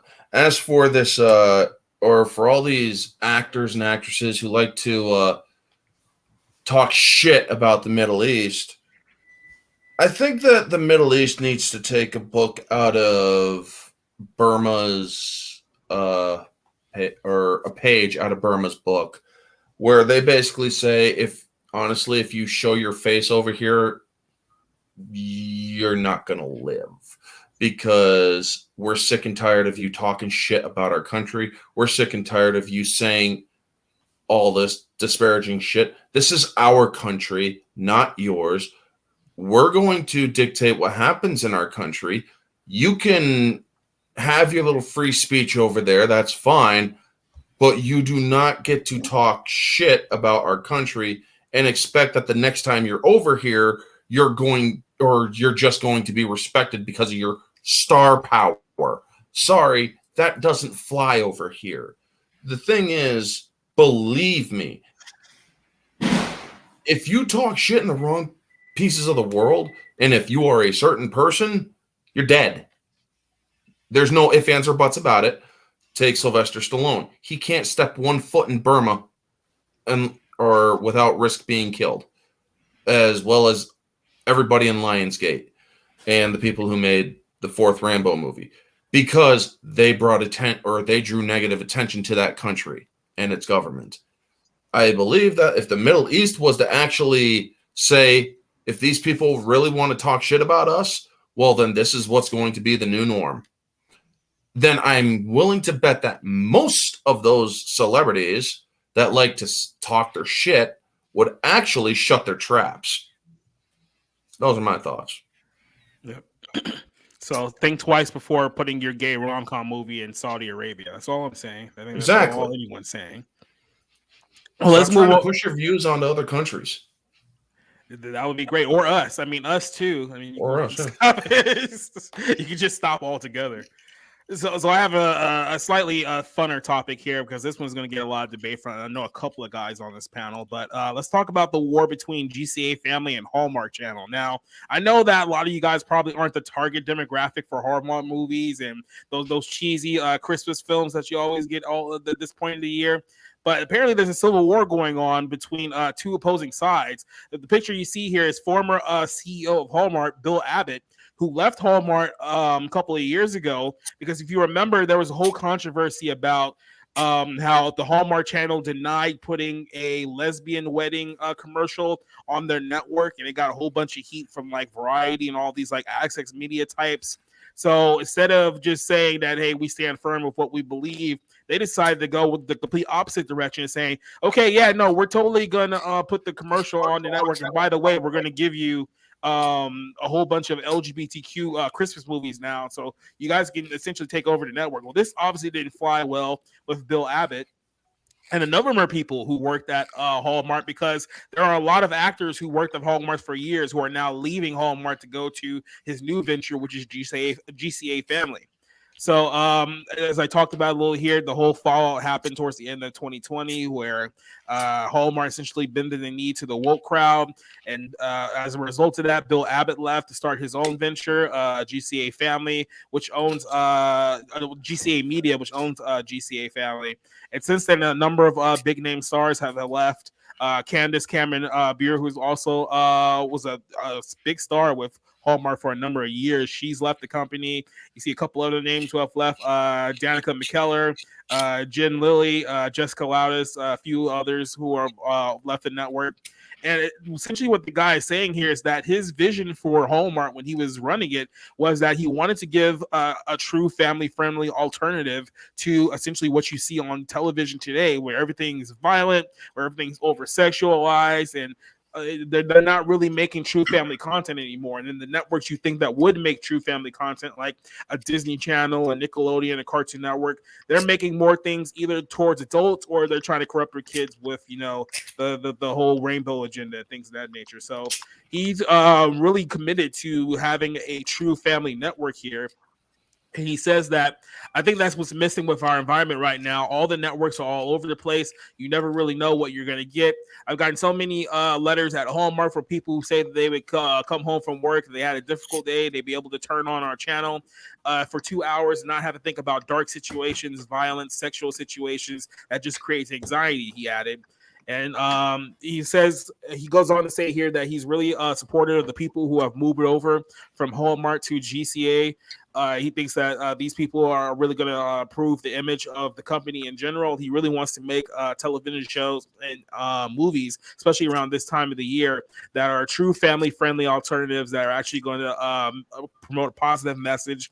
A lot of people can say that that's corny and whatnot, but I mean, hey, it's his prerogative. It's his network. I believe he is the CEO and part owner of this network going forward now. So I actually want to start this one off with Johnson because I knew this one was coming. So obviously, out of everyone here, I would say that just by looks wise, I think you and maybe Rick are probably the only two that are probably be the true demographic for these type of films. That's not a shot at anyone, Rick. I'm square. I'm square.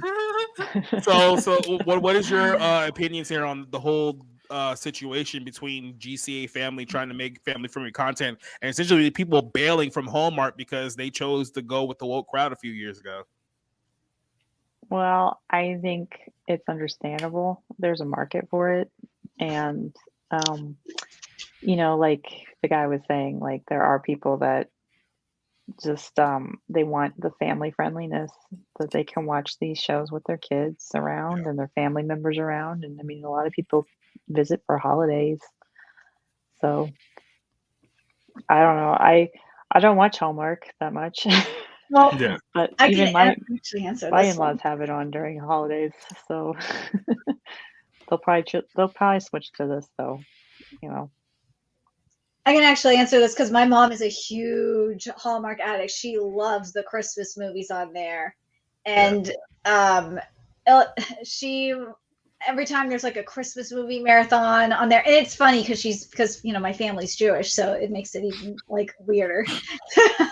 Like every time I would go home for the holidays, she'd always have it on. She has all these Hallmark movies saved on the DVR, and that's what she likes to watch. She doesn't like the violent stuff like my stepdad does. So like she'll just put it on a Christmas movie and just relax. She doesn't like any of the newer shows that are on TV nowadays. Yeah. Well, And I will say, like, there is this debate about like movies in general, like where should they reflect the culture or should they influence the culture? And the answer is both, because this is exactly what they do. It's a dialectic thing. There's no reason that it's either or. And a lot of people just, they want that promise of a story to take them away and then bring them back. And simple stories sometimes work, and they're very charming at times with those simple wish fulfillment sort of escapism. Yeah. All right. Well, I have seen exactly 2 Hallmark movies. Neither of them Christmas, curiously enough. I saw one with with the now Duchess of Sussex as one of the stars, and another one because the guy had the same last name, so I thought, oh, that's probably my cousin. We're not related, but yeah, I don't. I'm not the target audience because I can't sit through those. I don't think I could sit through them. And I know they have the Christmas marathons, and I think maybe once or twice they've done like a Hanukkah movie or thrown in a Hanukkah. I mean, most of these involve the woman falling in love with the guy. I mean, they're very simple stories, and I I don't know. I don't take away from people who like that sort of comfort. It's like comfort food. It's comfort food for people who like watching these simple romances that aren't very complicated. But I know Hallmark I think Hallmark was essentially pushed into this beyond the lesbian commercial, and I heard about that. They now have had movies that have featured some same sex secondary characters, or I mean gay characters, and now they're finally going to break down. And I think in one of them they had like an anthology where they had 3 stories, and one of them was a lesbian relationship. Now I think they're finally going to have a story, I guess one of those Hallmark movies that is going to involve two men. A guy is going to fall in love with another guy. It's going to be like the Hallmark version of Bros, in that there's not going to be an orgy scene. So You would hope. You would hope. Yeah, the Oh Hallmark my movies. God. Yeah, Is nothing sacred anymore? no, I mean, honestly, the only time I'll hit the Hallmark Channel is if they have a Golden Girls, episode, and it's followed by Frasier, and then occasionally they'll have Reba. They'll show Reba as well, but a lot of the times those little sweet Hallmark movies. Um, I think they were pushed into it. I think there was a lot of pressure in the same way that I think they had pressured Christian Mingle to have a same-sex same-sex section where a Christian male could find another Christian male to fall in love with. I don't know if they did that for the Muslim version, or because there is one, and there's, I think, there's a Jew date. I think I don't know if they did that for that, because you want an Orthodox Jewish man to fall in love with another Orthodox. Well, actually, I think there was a movie about that. But point is, yeah, I think they were pushed. Hallmark was pushed, and I think GAC is going to be kind of the counter to that. They had gotten criticized. Hallmark had already gotten criticized because they had featured too many white couples. They wanted more. Yeah, well, it's not even. It wasn't even just that. They were just outright attacking like the fan base who watches Hallmark movies, which is usually white people in the Midwest and in the South. So it's like, well, yeah, Hallmark caters to an audience that we don't like, so we need to essentially take over and destroy that fan base. And Hallmark folded like a lawn chair when that whole thing happened. Because again, I'm not the target audience for Hallmark movies. And I accept that. I mean, this is, and I hope this doesn't come off as racist or sexist. It's not my intent. These Hallmark movies are primarily geared toward white ladies, white women who like these kind of romances. And I see nothing wrong with having the leads be black or Asian or Hispanic. I mean, they always the Hallmark movies, their Hispanic people, the Hispanic representation is always Carlos and the Peña Vegas. There's Carlos, the guy. Alex, Alexa, and Carlos. Yeah. They are the default Hispanic characters, the default Hispanic leads in these Hallmark movies. So anytime I see them, I know, it's probably the Latino night in the Hallmark Channel. And then who knows? They might leave too. So well, they might only because they're very openly Christian. So I'll take their word for it that they're very devout. I think the reason they star with each other is because they have a hard time kissing someone who's not their spouse on screen. So yeah, but I think that's the thing. They were Hallmark was pushed into it. They decided to go for it. I don't know if the upcoming nice version of Bros is going. The Hallmark version of Bros. I don't know if that's going to be a hit for them, and they're going to repeat it as often as they have done the one with the Duchess of Sussex. I think she did 2 of them, and that one was very insipid. And I thought, oh my gosh, why am I watching this? Oh, it's because she's in it. They were pushed into it. Let's see how GAC does with with their version. Cassie looks so utterly bored. Well, let me ask. Like Rob's face when we talk about anime. Oh yeah, exactly. But let me ask a couple of questions here before I let you guys wrap this one up. He said, do you think that the rise of GAC Rippaverse Daily Wire will be hope for an alternative, or do you think it's false hope? I think that has to be the beginning. You can't just expect these handful of properties to, I guess, save all of entertainment. I mean, they have to be like the first of many if you want a true revolution. I mean, it's great what Rippaverse is doing. The Daily Wire is trying to create some movies with GCA Family. They're trying to do their own thing, but they have to be one of many. They can't just be the only one. So they have to be good. They have to be good because I remember when was it Fahrenheit 9/11 came out, and then there were a lot of documentaries, that so-called documentaries that were going to be counter to that. They were all pretty bad. Very poorly put together, and I sat through a lot of them, and I'm going, look, it's good that you're trying, but you don't have any skill as a filmmaker to try to counter Michael Moore.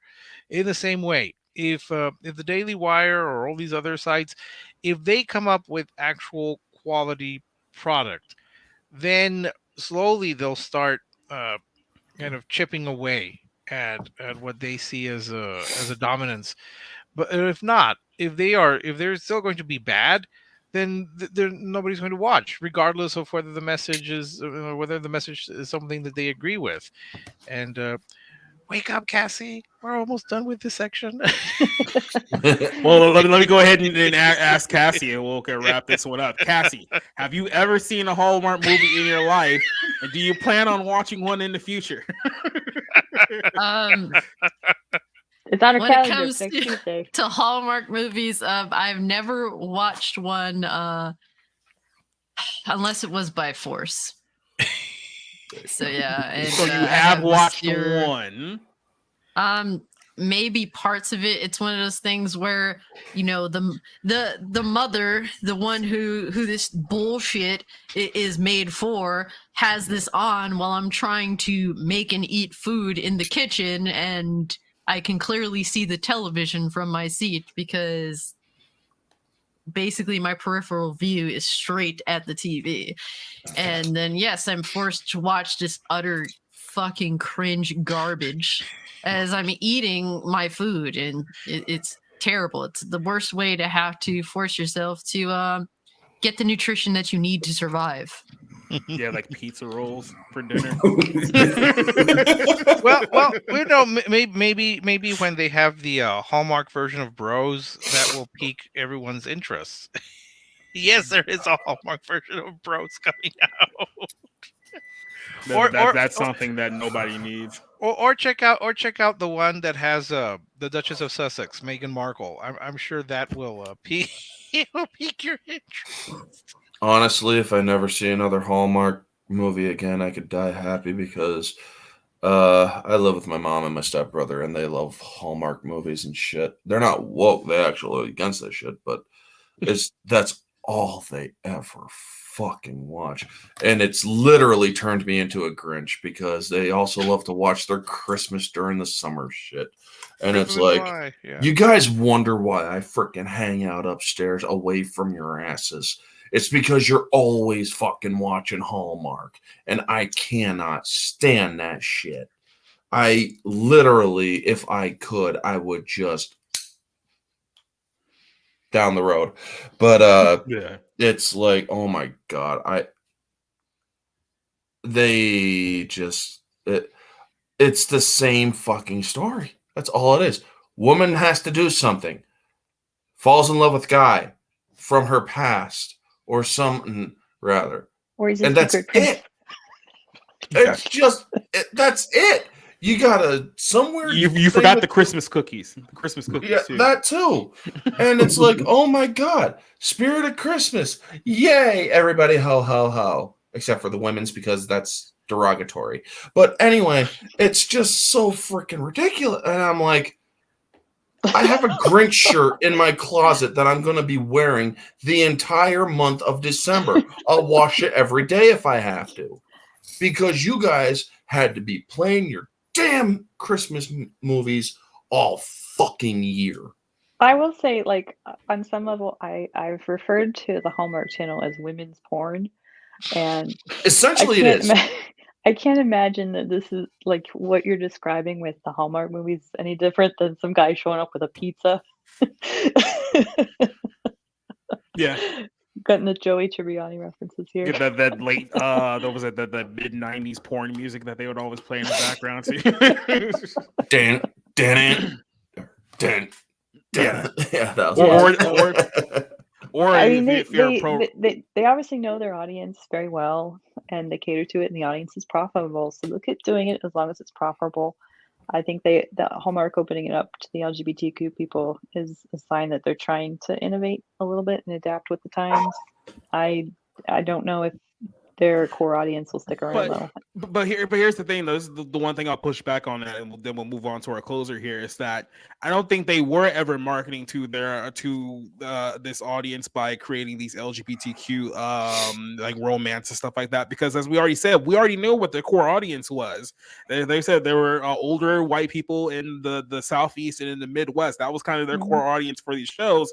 So what they did is that they went directly at odds of what their core audience wanted. The only reason why people were watching Hallmark in the first place is they found it as an alternative to essentially everything else that's on TV and movies being shoved down your throat. But when you just become another thing that be shoved down people's throats, I mean, it's like, then what do you do? It's not like you're going to get this whole massive audience of gay people that are going to watch these movies now because they probably despise your core audience to begin with. So it's like, at the end of the day, you end up making nobody happy. No, and now, I mean, well, that's a definite possibility. I mean, like with the other stuff, like the Rippaverse and the Daily Wire stuff, I think it's a fine alternative. I don't know how successful they'll be. I agree with Rick. They have to be good.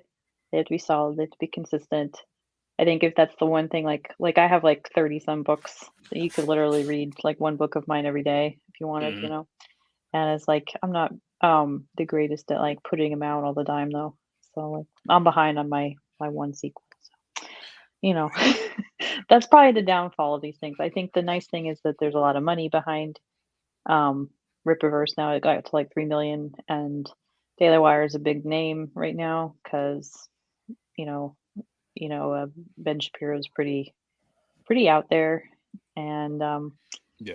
the GCA family has the Candace Cameron brew, and I think Kirk Cameron too. Like, I mean, they're related, they're brother and sister, Yeah. so they have some big names, and I think as long as they're pretty clear about their mission and they stick to their vision, I think they'll be okay.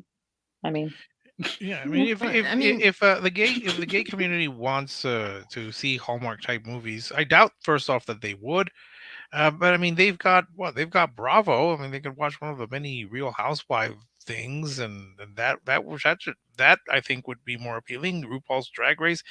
I mean, I think that there is probably a wider selection of LGBTQ material out there that they could watch. I don't think Hallmark. I don't really see I don't see them making more or a larger number of same sex romances. I don't because that's not what their audience really wants. I mean, their audience likes these very comforting, simple, sweet stories. I mean, yeah, but go it ahead. also appeals to like on a family level because I mean, a lot of these white ladies have gay children, so it might be a point of coming together where it's like, hey, we can watch this movie where you see some things that you like, and I see some things that I like, and we have a compromise. And even if it's not like a completely happy one, it's a bonding thing. Because I do actually know some people that do that. They're not going to take them to Bros, are they? No, I think me and you will be but- the only stupid people going to watch Bros this week. So No, and Rob. I think oh yeah, and Rob too. We'll be Damn. dragging Rob I too. think I think when it comes to these alternatives though, like the Rippaverse, like the Daily Wire, I think the question is, are they just in it for themselves, or are they trying to really fight a culture war? If they aren't willing to help others, like, even if in some small way, if it be shouting them out, giving them a moment, or even helping others financially be able to start this uprising of alternative content to what is the mainstream. I mean, that would have to take effect if you're trying to genuinely fight a culture war. And if they don't do that, then I mean, it's not really gonna get off the ground the way that we would hope for it to. Yes, I mean it's got to be. You've got to do more. You've got to engage and put your product out there. You can't just be the alternative, or rather the equivalent, because that's the issue I would say with a lot of what's called contemporary Christian music. I think at one point they had a Christian boy band, and I'm thinking that is first off very irrational, but secondly you're just creating that so you can counter what you think is the negative aspects of the boy bands with perhaps to be too sexualized. You can't just come up with an equivalent like the great value version of film like you would find at Walmart. You need to actually create something that you hope and push to be there, to be in the market, to engage, to kind of chip away at what you see. If you're just going to create this content for yourselves, then it's not going to be worth it, and it's probably going to be in poor quality. All right, well, I want to move on to our closer here. This is our final topic of the day. This one should get some pretty interesting feedback here. This is about Chadwick Boseman and the latest Wakanda Forever Black Panther movie. Now, I made the jokes. Obviously, Rick has heard about this being a female Black Panther movie that just came out after the last female Black Panther movie, which was The Woman King. But Kevin Feige, the MCU boss, is coming out essentially to defend why they're using Chadwick Boseman's image in this film and why they're choosing to make hopefully millions, probably billions of dollars on this next movie, even though the actor passed away. So he was asked directly, why did they not recast the role when he died? And they said they wanted to continue the legacy of Chadwick Boseman. Now, I do wish Rob was here because I know he would have a lot of podium things to say about Chadwick Boseman, but he's not here tonight, so I'll just go on and keep this one going. As we all know, a couple years ago, Boseman died after a secret battle with colon cancer. There was a lot of questions about his health leading up to his final days. Then, of course, he passed away. So I think it was like a year after the film that came out. So obviously, there was no way they were going to have him in this movie unless they were to give him essentially the Biggie Smalls treatment by putting him up on murals here on the wall and, playing hip hop music in the background and things of that nature. So Feige was asked why didn't he recast the role after he died, and he said that it just felt like it was too much to recast. He told about the upcoming film coming up in I think November. That's when his movie drops. He went on to say that Stan Lee always said that Marvel represents the world outside your window. He said, and we talked about how extraordinary and fantastical our characters and stories are, that they're relatable and the human element to everything that we do. The world is still processing the loss of Chad, and the Ryan Coogler, who's directing the Black Panther movie, who did direct the next Black Panther movie, has poured that into the story. So there's going to be a lot of, I guess you could say, a moralization of Chadwick Boseman in this film. By the way, they just confirmed today that the new Black Panther movie is going to hit about 2 hours, I think 47 minutes. So it's going to be a near 3-hour movie, and people were actually cheering that on as if that was a good thing. We'll get to that in a second. He said, how could the legacy of Chadwick and what he's done to help Wakanda and Black Panther become these incredible, inspirational, iconic ideas continue? He concluded that's what this is all about. So that's essentially his way of saying that, hey, this is the reason why we're not going to recast the role of Black Panther. And instead, we're just going to, quote unquote, honor his legacy. Now, here's the question that I have going into this. Is that there's been talks about how they're going to do possibly a Black Panther. There's been a lot of talks about how they're going to basically recast his sister to play the role, was probably what explains why they didn't just outright recast him, even though they probably would have done more of that to begin with. But as someone who watched Black Panther, I thought to myself that Black Panther was portrayed worse in this movie than he was in the film Civil War. And the way that I look at it is that you're saying that, oh, well, he had such a great legacy, especially with this movie. It's like everyone was talking about Killmonger's character at the end of Black Panther, not really anything about T'Challa. And I always felt like that he was probably like the second or third best thing in his own movie, which shouldn't have been the case, but that's the case what it is here. I just feel like they didn't want to recast this movie because the last film made over $1 billion, and they did. It's sort of the same thing with Power Rangers. We talked about this a few weeks back, how they made so much money with this property that they didn't want to shake things up and possibly risk out on losing either more money in the future by creating too much change, as they would say. I don't really buy the whole thing about trying to respect his legacy or anything like that. We're talking about Disney here, people. Like when has Disney respected anybody's legacy? They don't even respect the legacy of the guy who founded the fucking company. So let's not pretend like all of a sudden they care about Chadwick Boseman's legacy because he died. So I want to start this off with John, and then we'll go around. What is your thoughts on the upcoming Black Panther 2 film, Wakanda Forever? Or is there going to be a cosplay in the future for you for this role? For me, I hope they don't recast him because I think it's just, to honor him. I can see like having murals of him in the beginning, because my theory was the movie's gonna start off with like a funeral saying that like he passed away, and then they'll probably delegate who's gonna be the next Black Panther or whatever. I just worry about it because like even with stuff in the future, I wonder if like an actor or actress passes away, like their family has their rights, and then they'll just pop up in the movie as like a CG monstrosity. And I kind of don't want that to happen because it's just kind of weird. Kind of like how they did in that one Star Wars movie. Yeah. Where he was like CG and he was just weird. I'm like, why didn't you just... one when they brought the actor back? Yeah. I'm like, why didn't you just put somebody else in there? They're like, oh, because the legacy. I'm like, that's just weird. Just don't even put him in there. He didn't even affect the movie at all. So it's like, what's the point? Yeah. Cassie, what's your thoughts about this whole thing? I mean, it's Disney. A lot of their movies now just don't really have nearly as much staying power as the ones did. The charm of their superhero movies is clearly over at this point.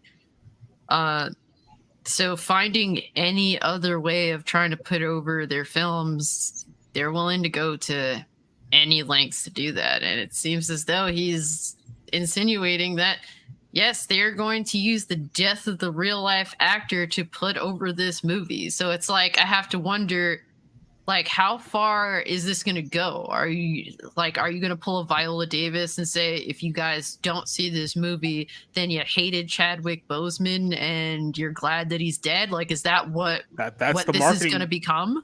That's the marketing tactic now. If you don't see this fully, then you're letting someone down. We literally have to shame you into watching our movies now. Yeah, and it's like, I don't have a problem with Chadwick Boseman. I thought he was decent in as Black Panther. I'm not really a huge fan by any means, but I thought he was a decent actor. Unfortunately, he didn't live long enough to be able to see more of his work, and it's sad that he did pass because he was a young man, no doubt. So of course, it's sad that had happened. That's the last thing anyone would want to happen. But at the same time, Disney, I think, should have recasted the character and not brought the death of a real life actor to be the main push of your film. Like, could that be any more disrespectful? Like the same way they use Stan Lee's Twitter to promote the next upcoming Marvel film. Like, this shit is so disrespectful. Like, let these people rest. Stop using their names as marketing tools. Stop using these people. Let them lay to rest. The fact that Disney is just unoriginal, uninspired garbage means that at this point they can't depend on their own creative talent that is alive. That's kind of sad.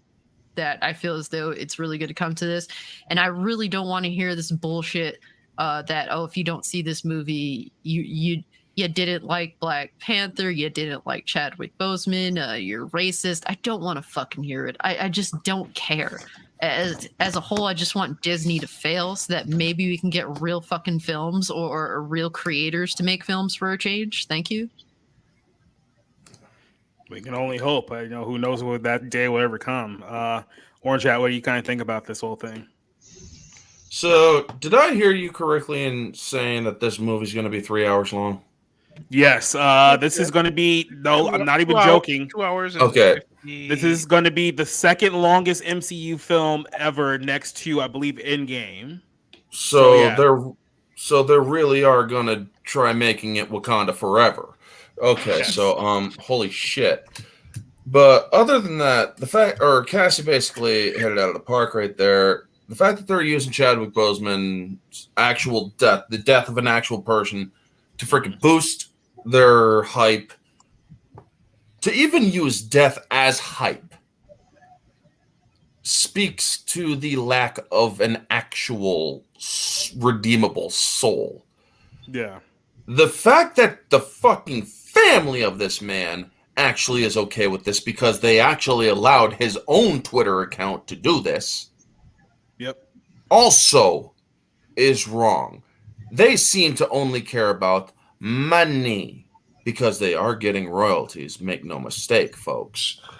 And the fact that they also used another dead person to boost this, Stan Lee, who was avidly against identity politics. I seem to remember the time when there was an interview where they said, so would you like to see a gay Spider-Man? He's like, well, sure, there's no problem with a gay Spider-Man, but you would have to make it somebody other than Peter Parker, because Peter Parker has always been known to be the ladies' man. He's always been known to be heterosexual.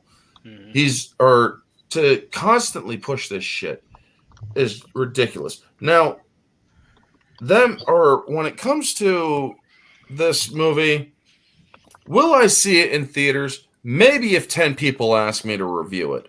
Other than that, the answer is no. I'm sick of Marvel. I'm sick of their shit. I'm sick of being called a racist and a bigot simply because I lost interest in the direction that they went, where they kept on saying, you're an asshole every fucking movie, where they're basically saying, white man bad, you're a douche, shut up and watch the movie and just consume. No, I'm sick of that shit. Take that shit elsewhere. And I'm going to review movies that I want to review. I'm going to watch movies that I want to watch. And I'm sorry, but as far as I am concerned, the MCU ended with Infinity War. Captain Marvel was trash. Endgame was entertaining to a degree, but that movie was also trash because they couldn't get the writing right. The writers and the directors were arguing, and this is just the simple devolution of the MCU. You're constantly saying that, oh, we're doing this and that. What the fuck does your skin color have to do with a movie? It's a story, for crying out loud. Tell a good story and people will come. If you build it, they will come. It's that premise, basically simplified. Just stop with the crap. And if you really need to make a movie named Forever and have it 3 hours, why not just go for broke and just make it 4 hours? That way you can actually say that you attempted to make it last forever. Oh, yeah, it's pretty much a hostage situation at this point. Before I let Rick go on, I do want to put up this graphic here. So these are the longest MCU films ever. Endgame here, 3 hours and 2 minutes. Wakanda Forever is now the second longest film in MCU history at 2 hours 41 minutes. Eternals was inexplicably 2 hours and 37 minutes. I don't know why. As you said, Infinity War was 2 hours 29 minutes, and then 2 hours 28 minutes was Spider-Man 3 No Way Home. So yeah, if you're gonna watch this movie, you're gonna be in there for a while. So what do you think about that, Rick? Are you excited to waste your life watching this movie?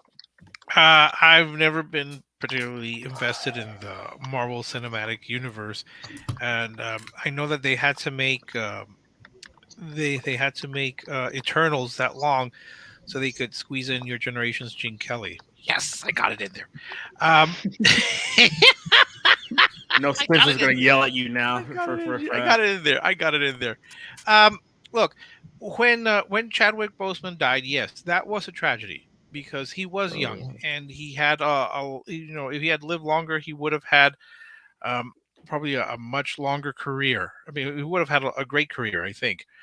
But Cassie, when she was talking, made me think about how people were genuinely upset and in tears when he lost Best Actor to Anthony Hopkins, and they were trashing Anthony Hopkins without having seen The Father. I saw both. They were both great performances, but Anthony Hopkins was much better, and he deserved that award. When he died, they had a decision. Would they recast or would they acknowledge Boseman's death? They decided to put it into the movie because he was just so identified with the part and he was beloved by a large enough group of fans. But they have recast before. They recasted Terrence Howard to Don Cheadle. And then they recast Edward Norton to Mark Ruffalo. They have done recasts and they've worked fine. Now, we don't know what Boseman himself thought because he knew he was dying and he knew he would not live to make any more Marvel movies. So I'm curious if he wanted them to kind of pause and say, oh no, you are the only Black Panther we can have, or would he have wanted them to say, you know what, my time has come and you need to keep the story going? I don't think that T'Challa was meant to die off screen as he will is going to be recognized. Yeah. They had the decision. They decided to go this route. It was their decision. I think it would have worked fine. I think actual fans would have been fine with them recasting because they would have understood the circumstances were very difficult. Instead, they decided that no, it is too sacrosanct. You cannot recast this part, and you have to write in his death. I don't know. I guess I'm not that. But and the other thing is that if we recast the role, how are we gonna make money off the guy who just died? Because then we don't have to acknowledge him. But in this film, we can acknowledge him. That way, we can guilt people and get in that money that we need. Yes, but you're not. But you're not getting T'Challa. You're getting someone else who's going to have to be the new Black Panther. Whether it's going to be the sister, whether it's going to be someone else. Oh, they already spoiled that. Yeah. In the toy line. Yeah. Yeah, the rumor is it's supposed to be M'Baku from the first one. No, they spoiled it. It's Shuri. Well, it's Shuri in the comics too. So whomever they ultimately pick, that I'm pretty sure that was not the original plan, and now they're going to have to create a whole new plan, not just for this, but for I'm figuring other movies in this the world's longest and most expensive soap opera. I think actual fans would have been fine with recasting Chadwick Boseman because they knew that the story had to keep going. It's a terrible situation. I mean, there are no real good answers here for me because you either have to acknowledge that this very talented actor died very young, far too soon. A lot of people were deeply affected by it, or you try to keep the story going without, you have to move on past him. They made that decision. I would not have done it myself, but I'm not involved in this process. I think they probably would have been better to have recast the part. That's just my view. Nerdigan sent us this little tweet right here about Namor, who, by the way, in the film, they're removing all reference to Atlantis. So this Namor will not be from Atlantis in this film, this nearly 3-hour movie that's coming out as well. So it really just goes to show you how much they respect legacy of characters and people as well. But Nerdigan's makes no sense. He's from the Atlantic Ocean. They're saying it's trending under you Mexicans, and I was just dying. So this random person said, "Namor looks cool. You Mexicans really won this time." What? And all the responses are probably like, "What do you mean, you Mexicans?" No, I would have been like, "Ya no tiempo. It's about time." Because that America Chavez was not enough. That was not enough representation, and she was annoying, for the record. Oh, was she? Yes. So we needed more. We needed a whole community that's going to apparently copy the Aztec or Mayan civilizations. Hopefully, if they copy the Aztec civilization, they can leave out that human sacrifice bit. Sorry. Yeah. People are so mad. It's freaking hilarious. I've just been looking at this and I've just been dying because they're like, dude, he's Mayan. He's not Mexican. I'm like, what? Yeah, Mayans, I think, kind of occupied the Yucatan, so it's kind of Mexican. But... You know, the people who support this movie don't know anything about Mayans or Mexicans or Aztecs or any of that crap. It is going to feel good about supporting something. Well, I mean, they might know the Aztecs. Aren't the Aztecs the mascots for San Diego State? Oh, you mean the San Diego State that's currently playing their games in Los Angeles right now because they tore down Qualcomm like a bunch of assholes? Mm-hmm. Yeah. And just for the record, I'm not offended, so they could keep the name.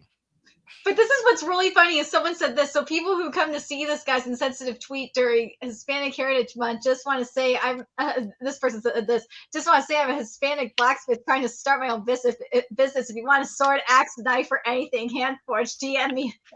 He's trying to get his business. I think he's trolling though. I just was dead looking at this.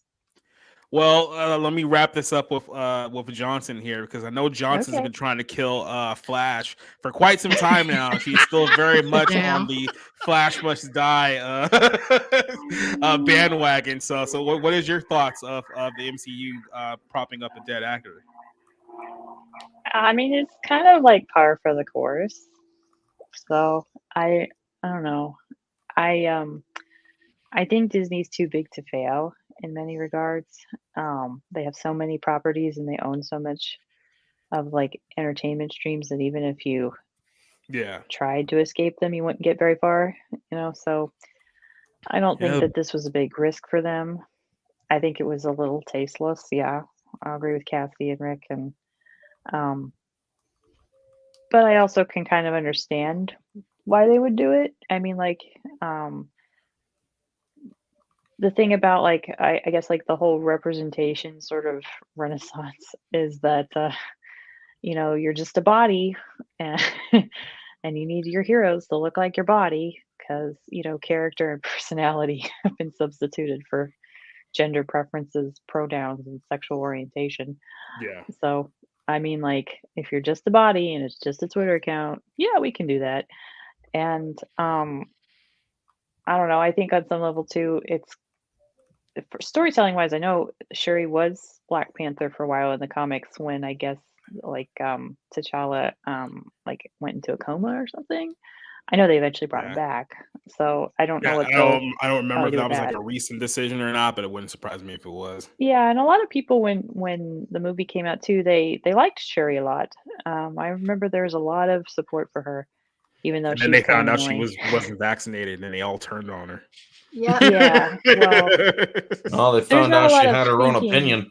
There's not a lot of Yep. thinking that Yep. actually happens with groupthink, so it's a misnomer. Yeah. At this point, it's group feeling. So Hopefully that group feeling goes back to Tumblr. Yeah. yeah, Hashtag go so back to Tumblr.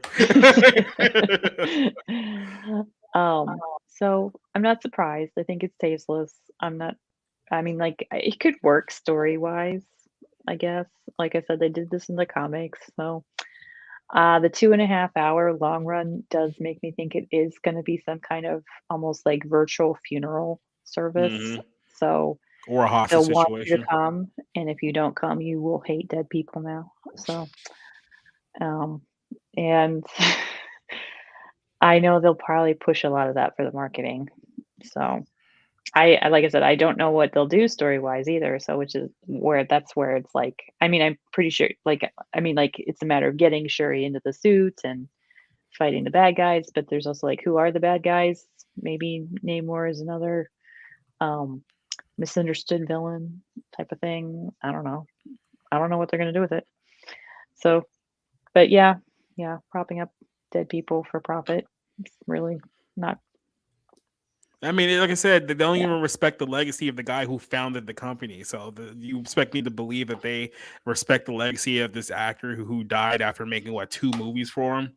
It's like, come on now. It's like just be honest with the fact that you're trying to protect your $1 billion investment in this Black Panther movie. Well, And Chadwick Boseman like does appeal, has a large appeal with the Black community, or maybe I should say urban community, because that's how Mhm. they frame it in their marketing research meetings. Okay. He played just so many iconic Black historical figures, in his what, like 4 or 5 years, Yeah. and that's something that I don't think will be easily replaced. And There are about three. He did yeah. three biopics: Jackie Robinson, Thurgood Marshall, and James Brown. And Yeah. I was thinking he was too talented to kind of just be stuck in these biopics of important Black figures. So I was hoping that he would do like a romantic comedy, like he would do the Hallmark version. so, so they could do something different because he was much more talented than that. And I mean, I was very happy when he did Ma Rainey's Black Bottom, even though I found his acting a little too stage, too actory, too stagey to have won the Oscar. But again, people who online that night were literally in tears and saying this is terrible and how could they give it to this old white guy. I was like, did you guys actually see the father? No, I don't need to because it's Chadwick Boseman. It was our last chance to honor him. And I'm going, no, you can always honor him. But no, like I said, it was a difficult decision, and they made it. And now it's interesting. I don't think that there's much pushback, as far as I know, about not recasting the part. People seem to be celebrating that fact that he's never, we're never going to have uh, anyone else be T'Challa. But isn't that are they missing the whole point of Black Panther, the character? Because he's always going to be replaced with someone else. T'Challa himself replaced his father, and that's the way it Yeah. goes. So it doesn't make any sense to me. Yeah, if only he had a kid and maybe a wife, but we didn't get a chance to do that storyline on television. So now it'll just be his sister, and then hey, maybe we'll bring Riri Williams into the whole thing because everyone loves her from the comics, right? And Well, if judge by anybody judge, could replace Chadwick Boseman, it would have to be Riri Williams. yes, the most likable Marvel character in the history of all comics, and Well, they everyone's made face is Miles Morales likable with Into the Spider-Verse, but yeah, that takes good writing though, and pretty yeah. animation. And the writing for Riri has made her like a sociopath. So it's probably not the best crossover there. But it's been a good night. We had a lot of good long discussions, a lot of guests. This is the biggest barroom podcast we have had to date, just by the sheer number of people who we've had on. So I wanted to go ahead and thank all you guys for joining us this week. Thank Chris, who joined us a little earlier for Bleeding Fool. So this is the part of the show where I give everyone a chance to promote themselves, to shill all the crap that you guys have to shill. I know some of you guys got a lot of crap to shill. So I'm going to start off with the person who doesn't have anything to shill. John, this is your first show on the podcast, and I don't think you have anything to promote. So I'm just going to put the spotlight on you and make it awkward for a couple seconds. Well, I mean, thanks for having me. Besides that, I don't have nothing to plug. I don't have like a YouTube or nothing. I'm just your generic everyman. I like movies, video games, etc. Not even like a Twitter account, because at least Rob has like a Twitter account that he can. I do not have a Twitter. That's the cancer of the internet. Okay. Fair No, enough. Really not far off. All right. Well, CS, how you doing tonight? Hopefully you're preparing for the storm or the lot of rain that's going to come this weekend. But outside of that, what do you got coming up? So I'm finishing up my audiobook omnibus of The Order of the Crystal Daggers. So if you like historical spy romance set in 1870s Prague, please check it out. It's Cinderella meets Mission Impossible. And yep, that's coming out soon because I'm working on submitting the files now. Also check out my YouTube channel. I got a couple audiobooks up there, and I'm gonna start working on some video essays. I think I had a bunch of people vote earlier for me to do one on cultural reparations because I keep talking about it. So I actually have to define it and give examples and stuff and talk about what it is and is not. And it's almost like a history assignment from college, so I'm a little nervous. But so come and make fun of me. Yeah. And here we see a wild orange hat in his natural habitat. Done. What you got coming up, Orange? Well, I'm doing mystery reviews in October, which the main hints are they're all going to be horror movies. The one that's coming up Tuesday is the hints are a what if with a dark twist. So I'm not going to give away the third hint because that way it'd be way too easy for everybody. I still do guest choice reviews. Yeah, I know you know it. But I still do guest choice reviews. Where you get to choose the movie, the time, the place, or the time and the date. I choose the place, which is my channel. But I also still cover the controversies of Hollywood, what's going on. Hopefully some certain stuff concerning Alec Baldwin will continue to pan out. So yeah, that's basically me. You can find me on Twitter. You could sometimes find me on Getter, sometimes on Minds, and right here on YouTube. All right, then somebody else you could find on YouTube, the superstar Cole Cage, who when you're sitting in that position, it looks like you have like cat ears in the background. I don't know if you've noticed that or not. But it's like, yeah, No, I haven't at all. Yeah, I don't know if that's a look that you want to go for, but or where can they find us? Yeah, see right there. Yep. Yeah. There you go. Oh my god. Well, if he's orange hat, then I guess I'm green hat with cat ears. So. Yes. Green hat with blue ears. As long as that green hat is not the Jets. Well, I'm gonna, hold on to that one and use it at proper moments. That's maybe if the Jets actually win another game this season. We'll see. But yeah, it's really good to be here as always. Fun to talk it up with y'all. Got to meet some new faces. It's really awesome.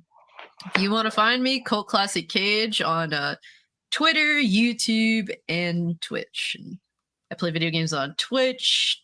I talk a lot of nonsense about entertainment that I like on YouTube, and I just talk shit on Twitter. So yeah. All right, then let's thank our other guest who joined us spur the moment, Mr. Rick Aragon, who I know is going to have a very, very bad week due to the movies he has to review this week. So where can they find more of you coming up? Oh, well, no. I mean, I'm trying to clear out my DVR and watch some DVDs. So I'll be watching like Butterfield 8 and okay, I'll be watching Catwoman. God damn. Okay, Oh I my did God. not tell you to watch that movie. You suffering on your own on that one. You can't blame me for that one at all. But I mean, I'll be enjoying the Bros Brunch, so that's a plus. I mean, so I'll have some food and probably I might even have like alcohol. I might even have alcohol. I rarely drink to get to watch Bros. Yeah, I'm still just trying to clear out my DVR, write my reviews. And just I'm at Rick's Texan Reviews, but you could also find me also through Rick's Cafe Texan. My Twitter's there. I don't have that much to promote now. Now that baseball season is basically over for me, I have a lot more free time, so I can start clearing out my DVRs and watch Hallmark when they have the Golden Girls and revel in the idea of maybe what could have been when your generation's Gene Kelly enters more into the Marvel Cinematic Universe. Please just yeet me off the cliff. I'm sorry, I'm not gonna let that one go for a while. All right. See, the problem is that you guys let him know that it makes you mad. So now he's just gonna keep saying it over and over again. So that was your first mistake. But from one lady, a lovely lady, to another, let's finish this off with our good friend Nerdigans, who is playing. I'm trying very, very hard not to make a pussy joke right now, but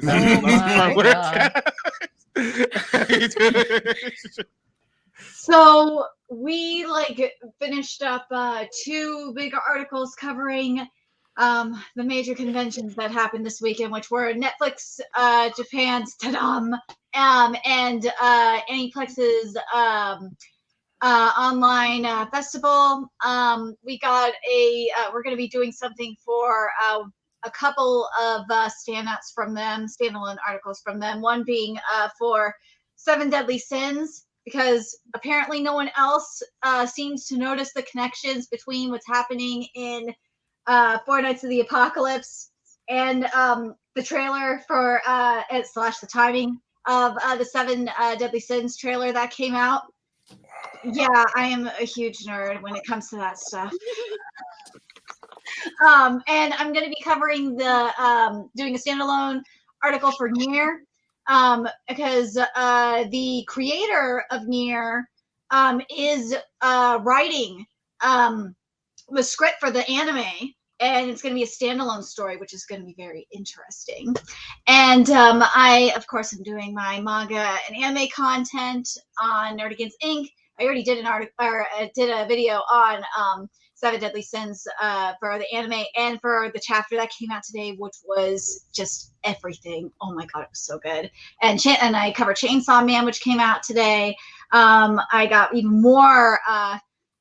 Manga never sleeps, so neither do I. So manga comes out all the time, so I'm always covering manga. I still got to finish up some questions for the interview with the Mob Psycho 100 English dub actor that was given the golden handshake, so to speak. So I got to finish that, getting those questions done and sent out to him. Unfortunately, Rush Shota happened this past weekend, so it's been very, very chaotic. And on top of that, trying to hustle to get my rent money together. That's always fun. The struggle apartment studios is always struggling, right, Kitty? We are always struggling here, 24/7 here. But anyways, make sure you follow me on Nerdigans Inc. on YouTube and Packer Girl on Twitter, and enjoy and embrace the chaos that comes with it. Well, you missed the most important thing of that whole monologue there. Oh my god. Tomorrow. Yeah, so that leads us back over to my channel. So tomorrow night, me, Nerdigans, and maybe a couple of other people are going to be reviewing season 2 of Digimon, the Digimon Adventure 02, as it's called. I'm gonna have a lot to say about it because that season sucked. So that should be a fun discussion tomorrow. Then, of course, immediately after that, I'll be on the Black Pill stream with myself, John, Trent, Spencer, and Josh as we talk about the news for the day from Bounding in the Comics. So look forward to that tomorrow night on the Bounding YouTube. Next Monday night, myself, Rick will be back. Rob will be back. We'll be talking about 2 films. We'll be talking about the Ana de Armas Netflix movie Blonde, and we'll also be talking about Bros, the gay rom-com movie, the first one in 100 years, according to Billy and nobody else. And then, of course, next week we'll be back here, episode 18 of the Barroom Podcast. I don't know who's going to be on this show. I just know there's going to be a bunch of people on there. So for everyone who joined me tonight, I know we had a bunch of people in the chat. Neo, Duke Nukem, Chirping Critics, all of our usuals who are coming in here watching us talk about absolutely nothing for 2 hours, but still finding enjoyment out of it. I thank you all. We will see you guys. Hopefully, we will see you guys tomorrow at 7 o'clock for the Digimon discussion. Then hopefully we'll see you guys next Monday night where we talk about Bros and Blonde. And then next Tuesday night we'll be back here for the Barroom Podcast. So it's time to hit the intro. It's time to get out of here. We got stuff to do. We'll see you next week. Adios. Goodbye. Good night. Go ahead. Bye.